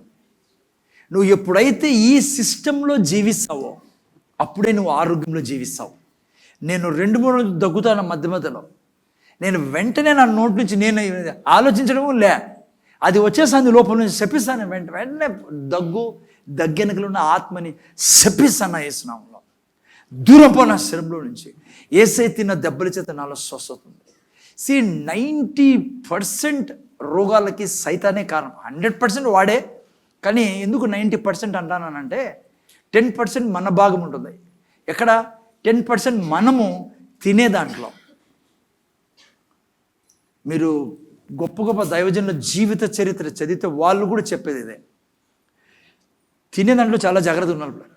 నేను కూడా మొన్న సరిగా పొరపాటు చేసి చాలా నొప్పి తెప్పించుకోండి, డాక్టర్ దగ్గర తీసే మందు తీసుకొచ్చి చెప్తున్నా ఏం చేశాను, తినలే. అదే కదా సమస్య. తినుకోకుండా 20వ తేదీనే ఫంక్షన్, 20వ తేదీ రాత్రి తినలే. నేను చాలామంది ఎందుకో తినబుద్ది కదా, మంచిగా ఉందిలే, అంత ఆ సంతోషము, తినచ్చులే, ఐ డోంట్ నో, ఎందుకో తినలే అంతే. తినుకోకుండా ఊరికే తినాల్సింది, తినుకోకుండా రాత్రి ఐస్ క్రీమ్ తిన్నా ఆడ ఇస్తా అంటే. కడుపు ఉత్త కడుపుతో తినచ్చా? అది తిన్నాక ఊరికే ఉండొచ్చు కదా, ఆకలి అవుతుంది. అప్పుడైనా మానేసింది. ఇంత పెద్ద కేక్ కకృతి పడి ఎవరు చూడడం లేదని చెప్పి ఇంత పెద్ద కేక్ పీస్ తిన్నా. రాత్రి కోసిండ్రాడా ఆడిస్తా అంటే పంచుతాను బయట తిన్నాను. సరే అప్పుడు గారు ఏం బాగానే ఉంది పరిస్థితి. పొద్దున్నే బొరుగుల దోశ తెప్పించినారు వీళ్ళు. బొరుగుల దోశే కదా అది, అదే ఉన్నీళ్ళు ఎలా చెప్పాలి ఇవన్నీ అంటాను నేను. బొరుగుల దోశ తిన్నాక పొరుగుల మాదిరి లోపల చాలా నొప్పి, పైన కింద కడుపులో కాదు, ఇక్కడ నొప్పి. ఏదో ఫస్ట్ టైం నా లైఫ్లో అలా చాలా సివియర్. నేను పోరాడుతానా లోపల నుంచి స్వరం వస్తుంది నాకు, ఏమని, నువ్వు తినకూడదు తిన్నావు. కొన్నిసార్లు ఎందుకు మనం సమస్యలు అయిపోతామంటే అది. అప్పుడు ఉదాహరణకు అన్నాను, అద్భుతం చేసి పరిశుద్ధాత్మ దేవుడు నాకు తీసేశాడు అనుకో, నా యొక్క నేచర్ ఎట్లుంటుంది తినే విషయంలో, ఇష్టానుసారం అట్లే పోతాంట. ఏం చేసినా ఆయన బాగా చేసుకుంటారులే. అందుకే కొన్ని చోట్ల దేవుడు నేర్చుకునే దానికి వదులుతాడు మనల్ని. రోగం ఆయన పెట్టలే, నేర్చుకోవాలి మనం. ఇప్పుడు బుద్ధి వచ్చేది నాకు, ఏం తిన్నానో జాగ్రత్త తినాలా. కడుపు ఎవడిదోలే అన్నట్లుగా వేసుకున్నాం అనుకో సంచి కదా, కొంతమంది అట్లా తింటారు. ఎవడిదోలే పక్కనోది ఇసిరి అది తే ఇది తే గబ్బులు వేసిపోతుంది జీవితం. అట్లుంటే తిండిలో చాలా డిసిప్లిన్ నడుపుతారు. ఓకే, అదర్వైజ్ నీకు మ్యాక్సిమం రోగాలన్నీ దురాత్మలు పెట్టాలనే ప్రయత్నం చేస్తాయి. పెట్టలేవు అవి. నేను వాడి చేతిలో నువ్వు ఉన్నావు, రోగాలన్నీ పెట్టేస్తాడు, వాడు షుగర్ ఇస్తాడు, క్యాన్సర్ ఇస్తాడు. నో వానికి లేదా. హలో, మళ్ళా తప్పుగా పోకండి, ఇటు నుంచి లేసే క్లియర్గా పోండి, పోయక ముందు. అమ్మ వింటున్నారా? వాడు రోగం పెట్టలేడు, సిమ్టమ్స్ పెడతాడు. ఉదాహరణకి యేసుప్రభు ఉన్నాడు, శిష్యులంతా ఓడలో ఉన్నారు. సిమ్టమ్స్ ఏం పెట్టాడు? గాలిని లేపాడు, తుఫానులు లేపారు. మిగతా వాళ్ళంతా ఏమన్నారు? చచ్చిపోతానం అన్నారు కదా. యేసుప్రభుని లేపి, నువ్వు ఎక్కడ మనిషివి, నీకు అసలు దిగులేదు, చింతలేదు, పండుకొని ఉన్నావు అట్లా. సిమ్టమ్స్. యేసుప్రభు ఏమన్నాడు? లేచి గద్దించాడు, మళ్ళీ వీళ్ళని గద్దించాడు. ఎందుకంటే వీళ్ళు గద్దించలేదు దాన్ని. ఎవరు పెట్టిండి ఆ సిమ్టమ్స్ని? సాతాను పిల్లరా. సాతానికి ఆ శక్తి ఉంది, ఎందుకంటే దూతలు వాళ్ళ ఆత్మలు మనతో మాట్లాడతారు వాళ్ళు. అందుకే ఏం చేయాలా? గద్దిస్తూ ఉండాలా. ఏనా ముందు చూడైనా సుర్రు అని ముక్కుని పీక్కుంటే కాదు, ఖర్చు చేయాల దాన్ని. కొంతమంది ఉన్నారు, 2 ట్యాబ్లెట్ ఎవరు పోతుంది. అరే నువ్వు బతికినంత కాలం ట్యాబ్లెట్తోనే బతకాలా? వాక్యం చెప్పు, దాంతో ఖర్చు ఏసు నామంలో ఎలర్జీ చచ్చిపో, నా శరీరంలో దూరం పో, ఏసు ఎత్తిన దెబ్బ నాలో స్వస్థతుంది. చెప్పేటప్పుడు అగ్ని చూడండి, మీ నోట్లో నుంచి అగ్ని పోతానట్లుగా కడుపు ఆ ఏరియాలోకి. When you speak, fire is coming. అగ్ని వస్తుంది నీ వాక్యంలో నుంచి. దేవుడు ఏమై ఉన్నాడు? దహించు అగ్ని. దయ్యాల మీదకి అగ్ని వదలాలను. నువ్వు చెప్పినప్పుడు ఏ సత్యంలో దెబ్బ చేతాలో స్వస్థత ఉంది అన్నప్పుడు ఆ ఏరియాని అగ్నితో చూడు, దేవుడు నిన్ను గౌరవిస్తాడు. అవును ప్లరా, దేవునికి నువ్వు సంతోష పెట్టాలంటే దేవుడు ఏం చేశాడో దాన్ని యూటిలైజ్ చేసుకున్నప్పుడు ఆయన సంతోషపడేది. అమ్మా ఇంటన్నారా సిస్టర్ బ్రదర్స్? డాక్టర్ చెప్పాడు ఎలర్జీ, మంచి డాక్టర్లు మనం ఏం అనట్లేదు. ఆయన మా ముందర చూడండి, ఆయన అనింటాడు పోదిదని, నువ్వు అన్నావు అనుకో పోదంట. డాక్టర్ చెప్పాడు పోదంట. మా అమ్మకుండే, నాకుంది, నా తర్వాత వచ్చే వాళ్ళకు ఉంటుంది. పోదండి, ఇది పోదండి, ఇది సీజనల్ అండి, ఇది సీజనల్ అండి. వదిలి చెప్పకూడదు. ఎంత మర్యాద తీసానో తెలుసా నువ్వు యేసు ప్రభుకి? హలో, అర్థమవుతుంది నాయనా? దేవునికి చాలా ఇష్టం. నువ్వు ఇది పద్ధతి, నువ్వు ఆరోగ్యాన్ని నాశనం చేసేదానికి. దేవుడికి ఎప్పటికీ అనారోగ్యం ఇష్టం లేదు బ్రదరా. అందుకే చూడండి, మన క్రియేషన్ ఎట్లాది, మన బాడీని ఎట్లా క్రియేట్ చేశాడు దేవుడు? ఇమ్యూనిటీ పెట్టాడు లోపల. అందుకే కొన్ని రోగాలు ఆటోమేటిక్గా శరీరమే బాగు చేసుకుంటుంది. శరీరం ఇమ్యూనిటీకి మించి శరీరం బాగు చేయలేనిది, మన ఇమ్యూనిటీకి మించింది, దాన్ని డాక్టర్ దగ్గర తీసుకెళ్తాం మనం. డాక్టర్ దగ్గర తీసుకెళ్తాప్పుడు మీరు డాక్టర్ ఏం చెప్తాడో దాన్ని వచ్చి చెప్పకూడదు మీ జీవితంలో అందరికీ. ఎవరికైనా చెప్పినా కూడా డాక్టర్ ఇట్లా అన్నాడు, ప్రాబ్లం ఏం లేదు, దేవుని వాక్యం చెప్తుంది, ఆయన తిన్న దెబ్బలితే నాకు స్వస్థత కాబట్టి నేను వాక్యం మీద నిలబడతా. ఇలా క్యాన్సర్ కూడా కిక్కు కొట్టినట్టున్నారు. చాలా ఏ రోగం నీ శరీరంలో పనిచేయడం వీలు లేదు. రోగం దేవుని నుంచి రాదు, ఇది మీరు రిజిస్టర్ చేసుకోండి. సాతాన్ నుంచి రోగాలు వచ్చేది ఎప్పుడు వస్తాయి? సార్ వాడు వచ్చి చేసేస్తాడా? బెడ్లో పండుకుంటే అన్ని గిన్నెలో తీసుకొచ్చి అమ్మింది చేస్తాడా? కాదు. బాగా గిన్నెలు మీరు అర్థం చేసుకోవాలా. సిమ్టమ్స్ పెడతాడు వాడు. యేసు ప్రభుకే సిమ్టమ్స్ పెట్టాడు వాడు. యేసు ప్రభుకి అనుక్షణం సిమ్టమ్స్ ఇచ్చేవాడు, రకరకాల సిమ్టమ్స్ ఇచ్చేవాడు వాడు. యేసు ప్రభు అంగీకరించేవాడు కాదు, అర్థమైందా? గద్దించేవాడు. అర్థమైందా మీకు? మీరు నేను రోగాన్ని గద్దించే వాళ్ళుగా ఉండాలా, ఆ తర్వాత వాక్యాన్ని విడుదల చేయాలి. ఈ విధంగా మీరు నేను బ్రతకాలమ్మా. అర్థమైందా మీకు? హలో, అందుకే చూడండి 2 పేతురు 1:3-4 ఏం రాబడింది? ఆయన వాగ్దానాలన్నీ ఎందుకంట? మీరు నేను భ్రష్టత్వంలో పడకుండా విడుదల పొందుకునే దానికి. ఈ లోకంలో భ్రష్టత్వం ఉంది. చదువు పెట్టినా 3-4 ఫటాఫట్ చదవండి ఎవరన్నా, తొందరగా కానీ. తన మహిమను బట్టి గుణాతిశయమును బట్టి మనల్ని పిలిచిన వాని గూర్చిన అనుభవ జ్ఞానం మూలంగా ఆయన దైవ శక్తి జీవమునకును భక్తికి కావలసిన వాటిని అన్నిటినీ మనకు దయచేయుచున్నందున జీవమునకు భక్తికి కావాల్సిన దయచేయుచున్నందున దేవుని గూర్చిన 3-4 దేవుని గూర్చినట్టు మన ప్రభువైన 2 పేతురు 1:3-4 మన ప్రభు అయిన యేసును గూర్చినట్టునైనా అనుభవ జ్ఞానం వలన మీకు కృపయు సమాధానము విస్తరించును గాక. ఆ మహిమ గుణాతిశయములను బట్టి ఆయన మనకు అమూల్యమును అత్యధికములైన వాగ్దానములను అనుగ్రహించి ఉన్నాడు. దురాశను అనుసరించుట వలన లోకమందున్న భ్రష్టత్వమును ఈ వాగ్దానముల మూలముగా మీరు తప్పించుకొని దేవ స్వభావం నందు పాలివారు. చూసారా పిల్లరా, వాగ్దానాన్ని ఎందుకు ఇచ్చాడు దేవుడు అంటే ఈ లోకంలో భ్రష్టత్వం ఉంది, రోగం ఉంది, అది మీకు తగులుకోకుండా ఉండడానికి. సో మీకు అర్థమవుతుంది నాయనా, దేవుడు మీకు నాకు స్వస్థత అనుగ్రహించాడు. పొందే విధానము, అనుభవించే విధానం ఇది. ఓకే, ఎప్పుడు కూడా ఇది నమ్మకండి. రోగాలు దేవుడు ఇస్తాడు, సైతాను ఇస్తాడు, వీళ్ళిద్దరూ ఒకటే, మనమే శత్రువులు దేవునికి అని. ఆ ప్రీచింగ్ కూడా చాలామంది చేస్తారు. ధర్మశాస్త్రాన్ని తీసుకొచ్చి ఎప్పటికి కూడా దేవుడు రోగం పెట్టేవాడు కాదు. రోగం దేవుడు పెట్టేవాడైతే ఆయనకు యెహోవా రాఫా అని పిలవడానికి అర్హత లేదు. ఆయన పేరేంటి?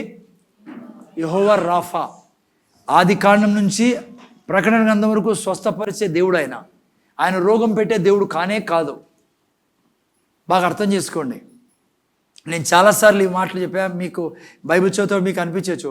పాత నిబంధన గ్రంథంలో కొన్నిసార్లు చదివినప్పుడు దేవుడు రోగం పంపించినట్లుగానో అగ్ని పంపించినట్టు ఇవన్నీ చదువుతాం. అర్థం చేసుకోండి ప్రిన్సిపల్ని. ఉదాహరణకి మన దేశంలో నేను చాలాసార్లు చెప్పాను మీకు, ఒక జడ్జి కూర్చొని ఎదుటోనికి ఉరి శిక్ష వేశాడు అనుకుందాం. ఎందుకు వేశాడు ఉరి శిక్ష? చట్టం చెప్తా ఉంది ఈ తప్పు చేస్తే ఇది నీకు శిక్ష అని. అందుకే ఆయన నువ్వు హత్య చేసావో ఏం చేసావు, 10 మందిని చంపావేమో, 302 ప్రకారం నీకు ఉరి శిక్ష వేశాడు. ఆయన తప్పు జడ్జిది, నువ్వు రెడ్ లైట్ క్రాస్ చేసావు. ఇప్పుడు పోలీస్ అని నీకు ఇది వేసాడు అనుకోండి, ఫైన్ వేసాడు అనుకోండి, ఎవరిది తప్పు? మీది నాది. పోలీసు తప్పు కాదు. అలాగా దేవుడు కొన్ని రూల్స్ పెట్టాడు, సిద్ధాంతాలు పెట్టాడు. రే ఇది చేస్తే నువ్వు రోగంలో పడతావని. రోగంలో పడినారు, ఆ కారణం వలన 1000 మంది చచ్చిపోయినారు కదమ్మా. ఇప్పుడు అక్కడ చదివితే ఎట్లుంటుందంటే దేవుడు సృష్టికర్త, ఆయనది సృష్టి, ఆయన రాయించాడు. అందుకే ఆయన పనిష్ చేసినట్లా ఉంటుంది మీకు. కానీ ఆయన కాదు, నీకు చంపుతాండేదాడు ఆకాన్తో పాటు అనేక మందిని. అది ఆకాన్ యొక్క తప్పు, ఆకాన్ చేసిన పాపము. ఇజ్రాయెల్ని పాములు కొరికే దేవుడు ఏమన్నాడంటే సనకండ్రా నాయనా, సనిగితే ఏమవుతుంది? పాములు కరుస్తా మీకు. కానీ ఆడ ఏం రాబడింది? దేవుడు పాములను పంపగా అని రాబడింది. పాములు దేవుడు పంపగా అని రాయకుండా ఎవరిని పెడతామాడ? ఎవరి గురించి రాస్తాము? సాతాను పంపగా అని రాసేకి లేదు. ఎందుకంటే ఎవరు యజమాని సృష్టికి? దేవుడు పిల్లరా. సో అందుకని మీరు బైబిల్ చదివేటప్పుడు చాలా కాంటెక్స్ట్లో చదవాలా. ఊరికే అట్లా చదివేసి దేవుడు అప్పుడు పంపించాడు, ఇప్పుడు పంపిస్తాడు, రోగం పంపించాడు, దేవుడు పంపడు. ఓకే, అందుకే జెహోవా రాఫా అని రాయబడింది. కొన్ని విషయాలు చెప్పి నేను ముగిస్తాను. జాగ్రత్తగా వినట్లేరు, ఫినిష్ చేస్తాం. ఆరోగ్యాన్ని 2 విధాల మనం పొందుకోవచ్చు. సిస్టర్ వింటున్నారా? ఆరోగ్యాన్ని 2 విధాల మీరు నేను పొందుకోవచ్చు. మొదటి విధానం, ఈ చాలా గ్యారంటీ ప్రిన్సిపల్స్, ఈ విధంగానే నేను ఆరోగ్యంలో బ్రతకగలం. ఫస్ట్ ప్రిన్సిపల్ ఏంటంటే వాక్యము ద్వారా మనం ఎప్పుడు ఆరోగ్యాన్ని పొందుకుంటాం, ఆరోగ్యంలో జీవిస్తాం కదా. ఇది స్టాండర్డ్ ప్రొసీజర్, లేకుంటే ఇదే ముఖ్యమైనది, ఇదే నిజమైన పద్ధతి. నేను ఆరోగ్యంలో జీవించడానికి ఎల్లప్పుడూ దేవుని వాక్యం చెప్తాను. మొదటి విధానం ఇది. వాక్యం చెప్తా ఉండాలి ఎల్లప్పుడూ. వాక్యం ద్వారా ఆరోగ్యంలో జీవించగలం మీరు నేను. అందుకే దేవుడు, మీరు చూస్తే 107వ కీర్తన 20లో ఏం రాబడిందో తెలుసా? ఆయన వాక్యం పంపించి వారిని స్వస్థపరచను అని రాబడింది. సో మీకు తెలుసా బైబిల్లో 107 మోర్ దెన్ 107 కంటే ఎక్కువ స్వస్థత వాగ్దానాలు ఉన్నాయి బైబిల్లో. ఎన్ని? 107 కంటే ఎక్కువ స్వస్థత వాగ్దానాలు ఉన్నాయి. ఇవి నీ మీద వచ్చి ఆటోమేటిక్గా పడవు. నువ్వు ఏం చేయాలి? వీటిని నీ నోటిలో తీసుకొని, నీ హృదయంలో నుంచి నోటిలోనికి తీసుకొని నువ్వు ఎప్పుడైతే చెప్తావో, దేవుని వాక్యాన్ని మాటికి చెప్తావో, సిమ్టమ్స్ వచ్చినా, నిజంగా నువ్వు ట్రబుల్లో ఉన్నా, వారమైనా 10 రోజులైనా నెలైనా, అర్థమవుతుందా? వాక్యాన్ని నువ్వు ఎంత చెప్తావో కంటిన్యూగా బ్రతికే విధానం, జీవించే విధానం ఇదే. నువ్వు ఆరోగ్యంలో జీవించాలి అంటే ఇదే మెయిన్ ప్రిన్సిపల్. కదలొద్దండి వాక్యం మీద నుంచి.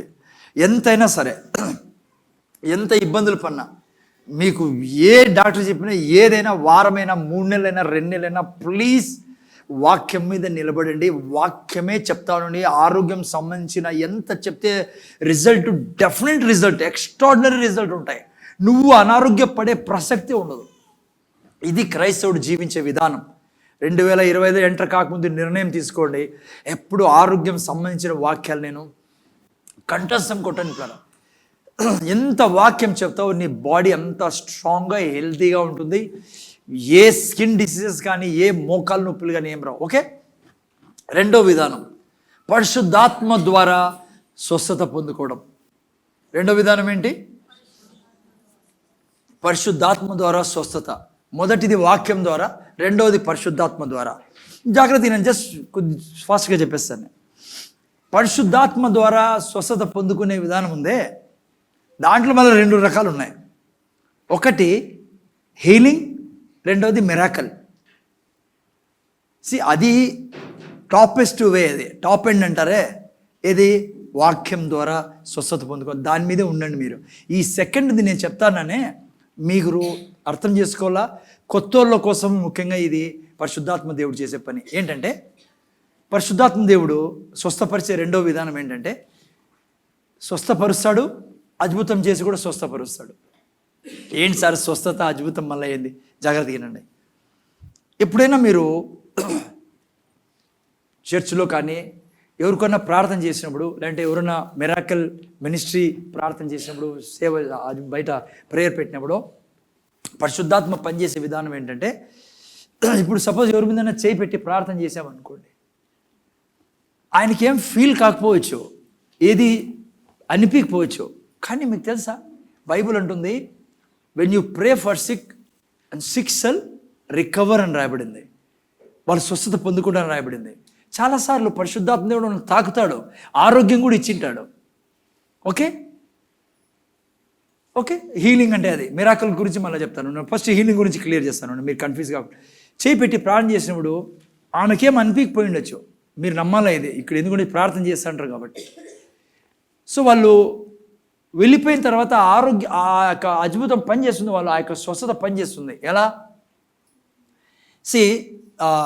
ఉదాహరణకి 10 మంది కుష్ఠరోగులు యేసుప్రభు దగ్గరికి వచ్చినప్పుడు యేసుప్రభు అన్నాడు, పోండి మీరు స్వస్థత పొందుకున్నారని, మందిరానికి పోయి చూపించుకోబడి అన్నప్పుడు వాళ్ళు వెళ్ళేటప్పుడు దారిలో స్వస్థత పొందుకొని రాయబడింది బైబిల్లో. ఓకేనా? ఓకే, నేను ప్రాక్టికల్గా ఒక ఎగ్జాంపుల్ చెప్తాను మీకు. ఒక చర్చిలోకి ఒక పాపని తీసుకొచ్చారు, వీల్ చైర్లో తీసుకొచ్చారు. అంటే ఎప్పుడు నడసలే, ఏం లేదని నడసక. సరే తీసుకొచ్చినప్పుడు ఆ దైవజనులు ఏం చేశారంటే, మీరు అర్థం చేసుకోవాలని నేను ఒక టెస్టిమనీ చెప్తున్నా. చేయి పెట్టి ప్రార్థన చేశారు, ఆ సంఘంలో ఉన్నారు, వాక్యం చెప్పారు. మీకు ఇంకో మధ్యలో చెప్తాను, నేను యూత్కి కూడా చెప్పాను. నేను మీ దగ్గర స్లిప్స్ పెట్టుకోనండి జేబులో, మన ఆడోళ్ళు అయితే పర్సులో.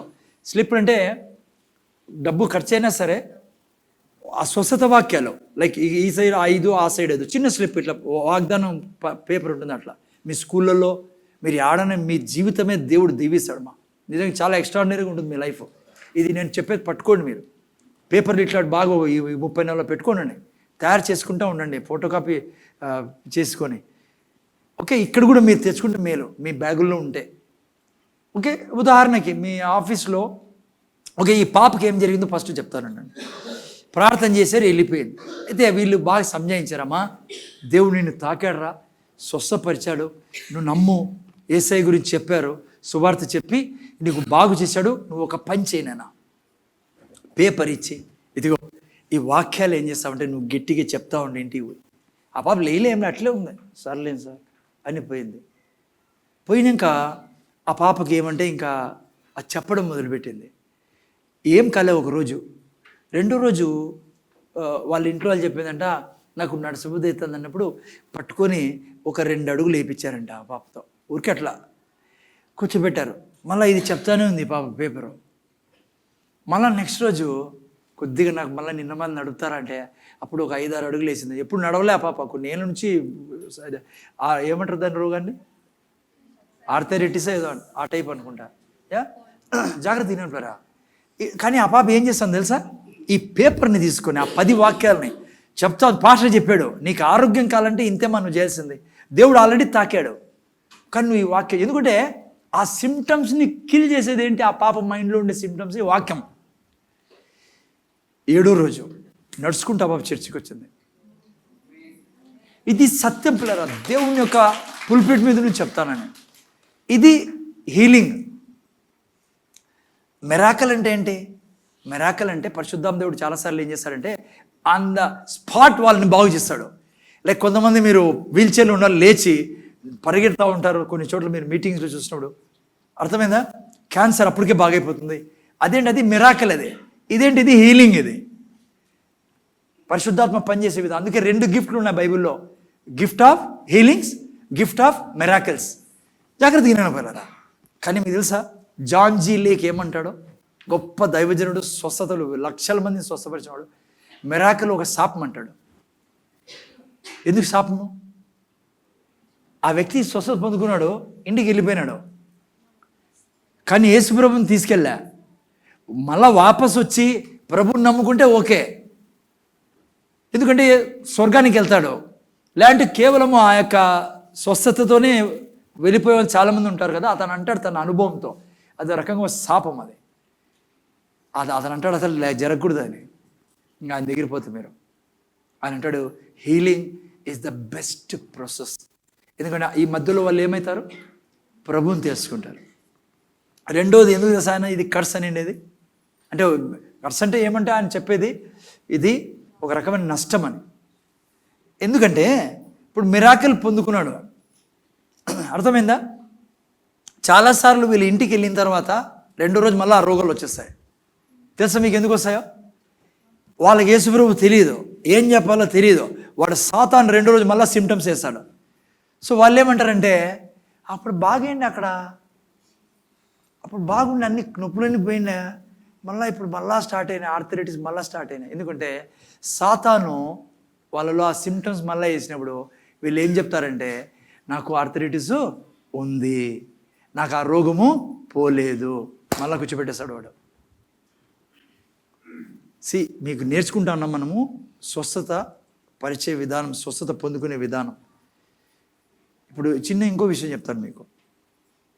అందుకే వాక్యం ద్వారా యాక్చువల్గా సరైన విధానం. కానీ కొంతమంది చచ్చిపోయే స్థితిలో ఉంటే మిరాకిల్ చేయాలి మనము. కొంతమందికి మిరాకిల్ చేసినప్పుడు వాళ్ళు ప్రభువుని నమ్ముకుంటారు. అందుకని మిరాకిల్ వద్దని కాదు, గిఫ్ట్ ఆఫ్ మిరాకిల్ చాలా అవసరం. రకరకాల అద్భుతాలు చేయాలి మనం. ఇంకో సాక్ష్యం చెప్తున్నాను. వీడు కోల్కతా నుంచి ఒక ఫ్యామిలీ ఫోన్ చేశారు. వేరే సాక్ష్యం చెప్తున్నాను నేను, వాళ్ళ సాక్ష్యం విన్నా. చిన్న బిడ్డ, వాళ్ళ అన్యులు, వాళ్ళు 6 నెలల బేబీ, కిడ్నీస్ పాడైపోయి డాక్టర్ అనమా చచ్చిపోతాడు మా పిల్లడు బతకడని. సో వాళ్ళు ఒక పాస్టర్కి ఫోన్ చేసినప్పుడు పాస్టర్ ఇట్లే సంజాయించాడమ్మా, యేసయ్య మిమ్మల్ని ప్రేమిస్తాడు. అన్యులు వాళ్ళు రక్తం కార్చాడు, మీ కొరకు దెబ్బలు తిన్నాడు, ఇదిగో మీ బిడ్డ బ్రతుకుతాడు, నువ్వు పని చేయాలి. ఈ బిడ్డను పట్టుకొని యేసయ్య తిన్న దెబ్బల చేత నా బిడ్డకు స్వస్థత లభించింది, యేసయ్య తిన్న బిడ్డల చేత నా స్వస్థత, నువ్వు కంటిన్యూగా మీరు చెప్పగలిగితే మీ పిల్లడు బతుకుతాడు, యేసయ్య నమ్మండి. సో వాళ్ళు నమ్మారు. భార్య భర్తలు ఇద్దరు 7 days దాదాపు చెప్పినప్పుడు 7th day టెస్ట్ చేస్తే న్యూ కిడ్నీస్ ఉన్నాయి ఆ బిడ్డలో. ఎందుకు?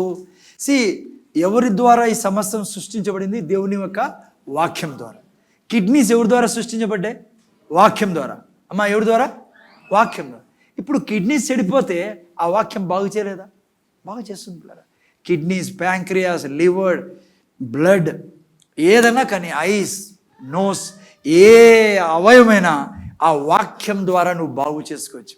అందుకే నువ్వు ఎంత వాక్యం చెప్తావో అంత ఆరోగ్యంలో ఉంటావు. ఇంకో ఆమె మోకాళ్ళ నొప్పితో బాధపడుతున్నప్పుడు ఆపరేషన్ రెడీ అయ్యారు, ఆపరేషన్ చేసి తీసుకెళ్తాన్నారు. నెక్స్ట్ ఎప్పుడు ఇంకా రేపు అన్నాడు.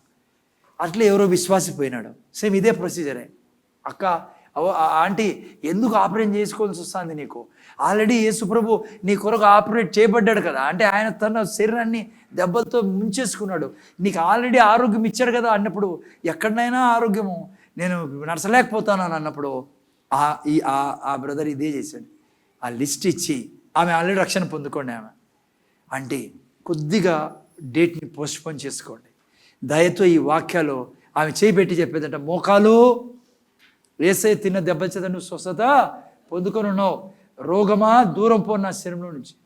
లిటరలీ ఆమె ఇది చేసేది 7-8 రోజుల లోపల అనారోగ్యం వెళ్ళిపోయింది. నువ్వు ఎప్పుడైతే దేవుని వాక్యంలో నీ శరీరాన్ని పెడతావో దేవుని మహిమలో పెడుతున్నావు. ఎందుకు ఆర్క్ని ఏమంటారు తెలుగులో? ఆర్క్ ఆఫ్ కవెనెంట్ని, మందసం. మందసంలో ఆరోను కర్ర ఎందుకు చిగురించింది? ఎందుకు? ఎక్కడుండింది ఆ కర్ర? దేవుని యొక్క మహిమలో ఉన్నింది. దేవుడు కదా ఉండేది. ఎందుకు మన్నా కుళ్ళిపోలేదు? అక్కడ పెట్టిన మన్నా, మందసంలో పెట్టిన మన్నా, లేదంటే మన్నా ఏమైంది? నెక్స్ట్ రోజు కుళ్ళిపోయేది, పాసిపోయేది. ఏండ్లైనా మన్నా పాసిపోలే. కొన్ని ఏండ్లు.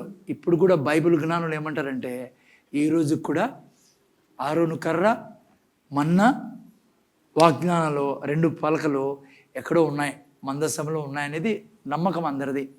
వీ డోంట్ నో ఎక్కడుందో మందసం. ఎందుకు కుళ్ళిపోలేమన్నా? ఎందుకంటే దేవుని యొక్క మహిమ కింద ఉంది. ఏంటి దేవుడి మహిమ ఏంటి? దేవుడేంటి? దేవుని వాక్యం. నువ్వు వాక్యంలో నీ బాడీని ఉంచితే నీ బాడీ ఏం కాదు, కుళ్ళిపోదు, నీ బాడీ చెడిపోదు, నీ అవయవాలు చెడిపోవు. నువ్వు ఆ యొక్క బాడీకి వాక్యం కాకుండా డాక్టర్ రిపోర్ట్ చెప్పినావు అనుకో, నీ సిమ్టమ్స్ చెప్పినావు అనుకో, వాడు పెట్టేది ఈడ మంచి చెడ్డ చెప్పావనుకో, దానికి జీవవృక్షంలో నుంచి చెప్పలేదనుకో, నీ బాడీ అలాగే తయారవుతుంది. నీ బాడీ నువ్వు ఎక్కడ ఉంచాలా? మహిమలో. ఓకే, ముగిస్తాను. సిరీస్ ముగించా, ఫినిష్. ప్రార్థన 2025లో ప్రార్థన జీవితం కలిగి ఉండండి. మా అర్థమవుతుందా? నైనా వింటానావా? ప్రార్థన జీవితము ముందు చూడండి. ఆయన జస్ట్ 2-3 minutes ఇవ్వండి. మీ ముందుకు వచ్చి పడదు. మన సిస్టర్ వింటానారా? ముందు చూడండి. ఇప్పుడు చాలా ఇంపార్టెంట్, కంక్లూడ్ చేస్తున్నా. ప్రార్థన జీవితము నీ మీదకి వచ్చి పడదు. ఇది నీ నిర్ణయం. ప్రార్థన జీవితం నేను గడుపుతా, ప్రార్థన చేసా, రోజుకి 2-3 గంటల సేపు ప్రార్థనలు గడుపుతా, నువ్వు తీసుకోవాల్సిన నిర్ణయం. జాగ్రత్తగా నేను ప్లీజ్ ముందర చూడండి. నీకు ప్రార్థన చేయబుద్ధి కావడం లేదనుకో, మా ఇంటానారా అమ్మా సిస్టర్, నీకు ప్రార్థన చేయబుద్ధి కావడం లేదు అనుకో, నువ్వు అనారోగ్యంలో ఉన్నావు, ఆత్మీయ అనారోగ్యంలో ఉన్నావు. బాగా వింటానారా? నీకు ప్రార్థన చేసుకునే బుద్ధి లేదనుకో, కోరిక లేదనుకో నీలో, నువ్వు ఆల్రెడీ సిక్ పర్సన్వి స్పిరిచువలీ. అర్థమవుతుందా? ఉదాహరణకి ఆకలి కాలేదనుకో, దానికి ఏం గుర్తు? మాది ఆకలి కాలేదనుకో ఏం గుర్తు? అనారోగ్యం నీలో ఉండేది. సో పిల్లలకి ఆరోగ్యం అన్నం తినుకుంటే ఏం చేస్తాం? డాక్టర్ దగ్గర తీసుకెళ్తాం. వీనికి ఆకలి కావడం లేదంటే, లేదంటే మనకు ఆకలి కాలేదనుకో మనం డాక్టర్ దగ్గర పోతాం. ఎందుకు?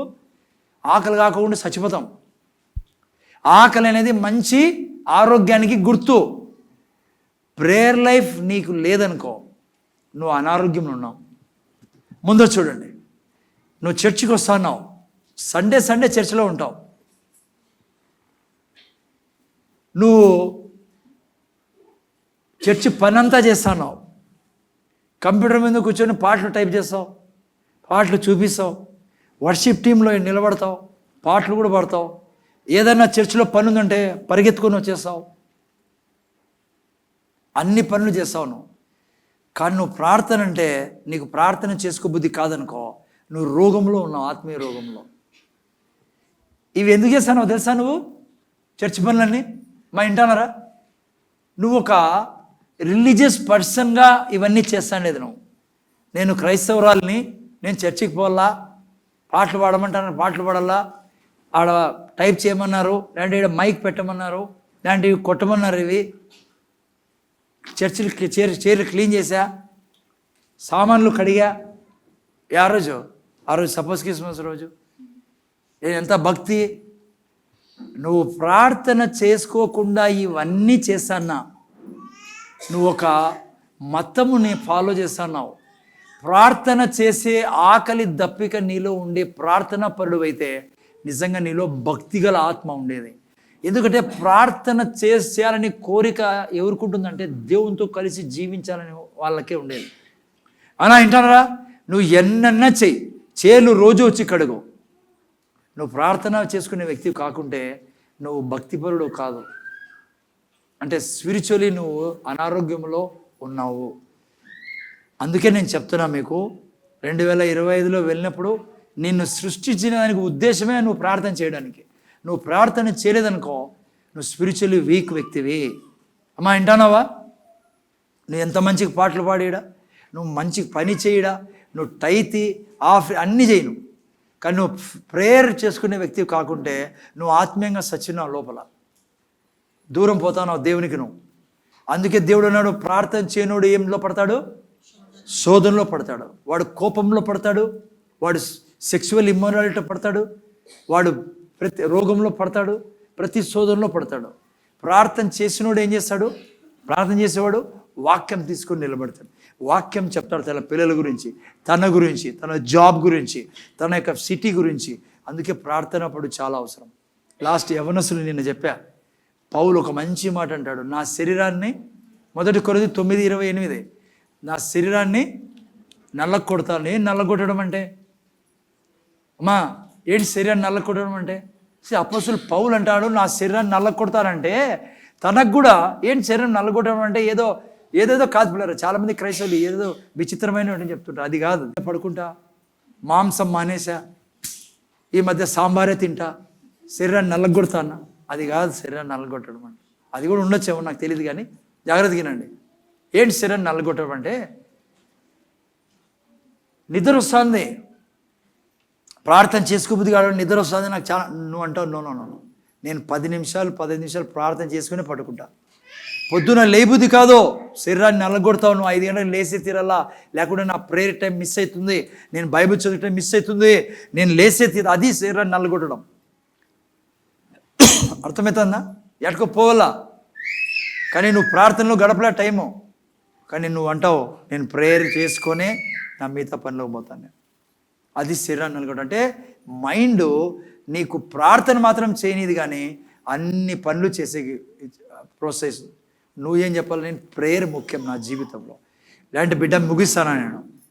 యేసయ్య నోట్లో నుంచి వచ్చినది ప్రార్థన చేయమని. వింటానారా? శోధనలో పడతావని. శోధన అంటే ఇంకా చాలా ఏరియా, పెద్ద ఏరియా. అది అనారోగ్యం కావచ్చు, యాక్సిడెంట్స్ కావచ్చు, నీ పిల్లలు అనారోగ్యంలో పడవచ్చు, నువ్వు ఎంతో డబ్బు జీరో అయిపోవచ్చు నీ బ్యాలెన్స్ శోధనలో పడ్డామంటే. అందుకే నువ్వు ప్రార్థనలు ఏం చేయాలా? నీ బిడ్డ కొరకు ప్రార్థన చేయాలి, నీ నీ నీ తల్లిదండ్రుల కొరకు, నీ చర్చ్ కొరకు, నీ పట్టణం కొరకు. ప్రార్థన జీవితం లేకుంటే నువ్వు స్పిరిచువల్ కాదు, నువ్వు రిలీజియస్ వే. నువ్వు రిలీజియస్ వే. నాకు తెలుసు నువ్వు ఎక్కడ భక్తిగా ఉంటావు. చర్చి ఖచ్చితంగా వస్తావు, నువ్వు చర్చ్ పనులన్నీ చేస్తావు, నువ్వు ఉడుస్తావు, తుడుస్తావు, అన్నీ చేస్తావు. నువ్వు రిలీజియస్ వే, స్పిరిచువల్ కాదు. నువ్వు ఒక మతాన్ని పాటిస్తున్నావు. నువ్వు ఆత్మీయమైన మనిషి అయితే నీ జీవితంలో మొదటి గుణం ఏముంటుందో తెలుసా? ప్రార్థనా జీవితం. యేసయ్య ఏం చేసేవాడు? ఎంతో పని చేసి, కానీ ప్రార్థనలో ఎక్కువ సమయం గడిపేవాడు. అందుకే బైబిల్ అంటుంది, దీవారాత్రులు దేవుని యొక్క వాక్యాన్ని అది ప్రార్థన చేయడం, ఎడతెగక ప్రార్థన చేయమని. చూస్తా ముగిస్తాను నేను. సో దయతో ఇక్కడ నుంచి 2025లో అతి కోరిక కలిగింది ఏమో తెలుసా? ప్రార్థన. వీటన్నిటి ఇవి చేయాలా, చర్చికి రావాలా, క్లీన్ చేయాలా, ప్రాక్టీస్ చేయాలా, ఇవన్నీ పక్కన పెట్టమని కాదు. హలో, మళ్ళీ ఇవన్నీ పక్కన పెట్టి ఏమ్మా రాలే అంటే ప్రార్థన చేసుకుంటే నేను ప్రార్థన అది కాదు. జ్ఞానంతో చేయండి ఏం చేసినా. ఉదయం లేచి అన్నీ చేసుకో. నేను ఈడ పని పెట్టినప్పుడు నీకు అప్పుడే ప్రార్థన గుర్తొచ్చింది అనుకో, నువ్వు డబ్బావి అని అర్థమవుతుందా? అందుకే ఉదయం ముగించుకోండి. ఏం ముగించుకోవాలన్నా మధ్యాహ్నం రాత్రి టైం పెట్టండి. కొంతమంది డేలో ఈడ చర్చిలో పని ఉన్నాడు ప్రార్థన పనులు అయిపోతారు చాలా. నాకు తెలుసు ఎవరో వాళ్ళు. ఓకే, వద్దు అట్లా చేయకండి. జ్ఞానానుసారంగా భక్తిని కొనసాగించాలి. ప్రార్థన చేసుకుందాం. తండ్రి నీ కృతజ్ఞతలు. ఈ యొక్క ప్రేయర్ విషయాలు మేము అనేక విషయాలు నేర్చుకున్నాం. ఈరోజు స్వస్థత గురించి. సిమ్టమ్స్ వస్తూనే ఖర్చు చేయాలా, 1000 సార్లా, 2000 సార్లా, అది మేము ఫిగర్ అవసరం లేదు మాకు. నిరాకారం పోయేంత వరకు, శూన్యం పోయేంత వరకు, చీకటి పోయేంత వరకు కూడా వాక్యాన్ని చెప్పాలా, దాన్ని శపించాలా. ఇదే ఒక క్రైస్తవుడు ఆరోగ్యంలో జీవించే విధానము. ఇదే స్టాండర్డ్ మెజర్మెంట్ ప్రభువా. ఎల్లప్పుడూ మేము ఆరోగ్యం సంబంధించిన వాక్యాలు చెప్తాం కాక అతి ముఖ్యమైనది నేర్చుకున్నాం. మేము అన్నుల దగ్గర పోయినప్పుడు వాళ్ళ దగ్గర మేము స్వస్థత చేయాలా, వాళ్ళకు ప్రార్థించాలా, వెంటనే వాక్యం చెప్పే అలవాటు వేయాలా. దీని ద్వారా జాన్ జీ లేక్ గారు లక్షల మందిని, హాస్పిటల్స్ అన్నీ బంద్ అయిపోయాయి ఆయన టైంలో. కారణము తను ఇక నేర్చుకున్న విధానం. ప్రభువా మీరు మాకు నేర్పించారు. ఈరోజు విని ఒక చెవులో విని వదిలేసి అనవసరంగా అనారోగ్యాల్లో పాలై డాక్టర్ల పాలు కాకుండా, డబ్బులు వేస్ట్ చేసుకోకుండా, ఏడిపించబడకుండా శరీరంలో ఈ యొక్క వాక్యాన్ని విని జ్ఞానులుగా ఈ వాక్యానుసారం మేము చేయదు గాక తండ్రి. మీరే కృపనిమ్మని మా ప్రభు మా రక్షకుడు యేసుక్రీస్తుని వేడుకొచ్చున్నాం తండ్రి. ఆమేన్.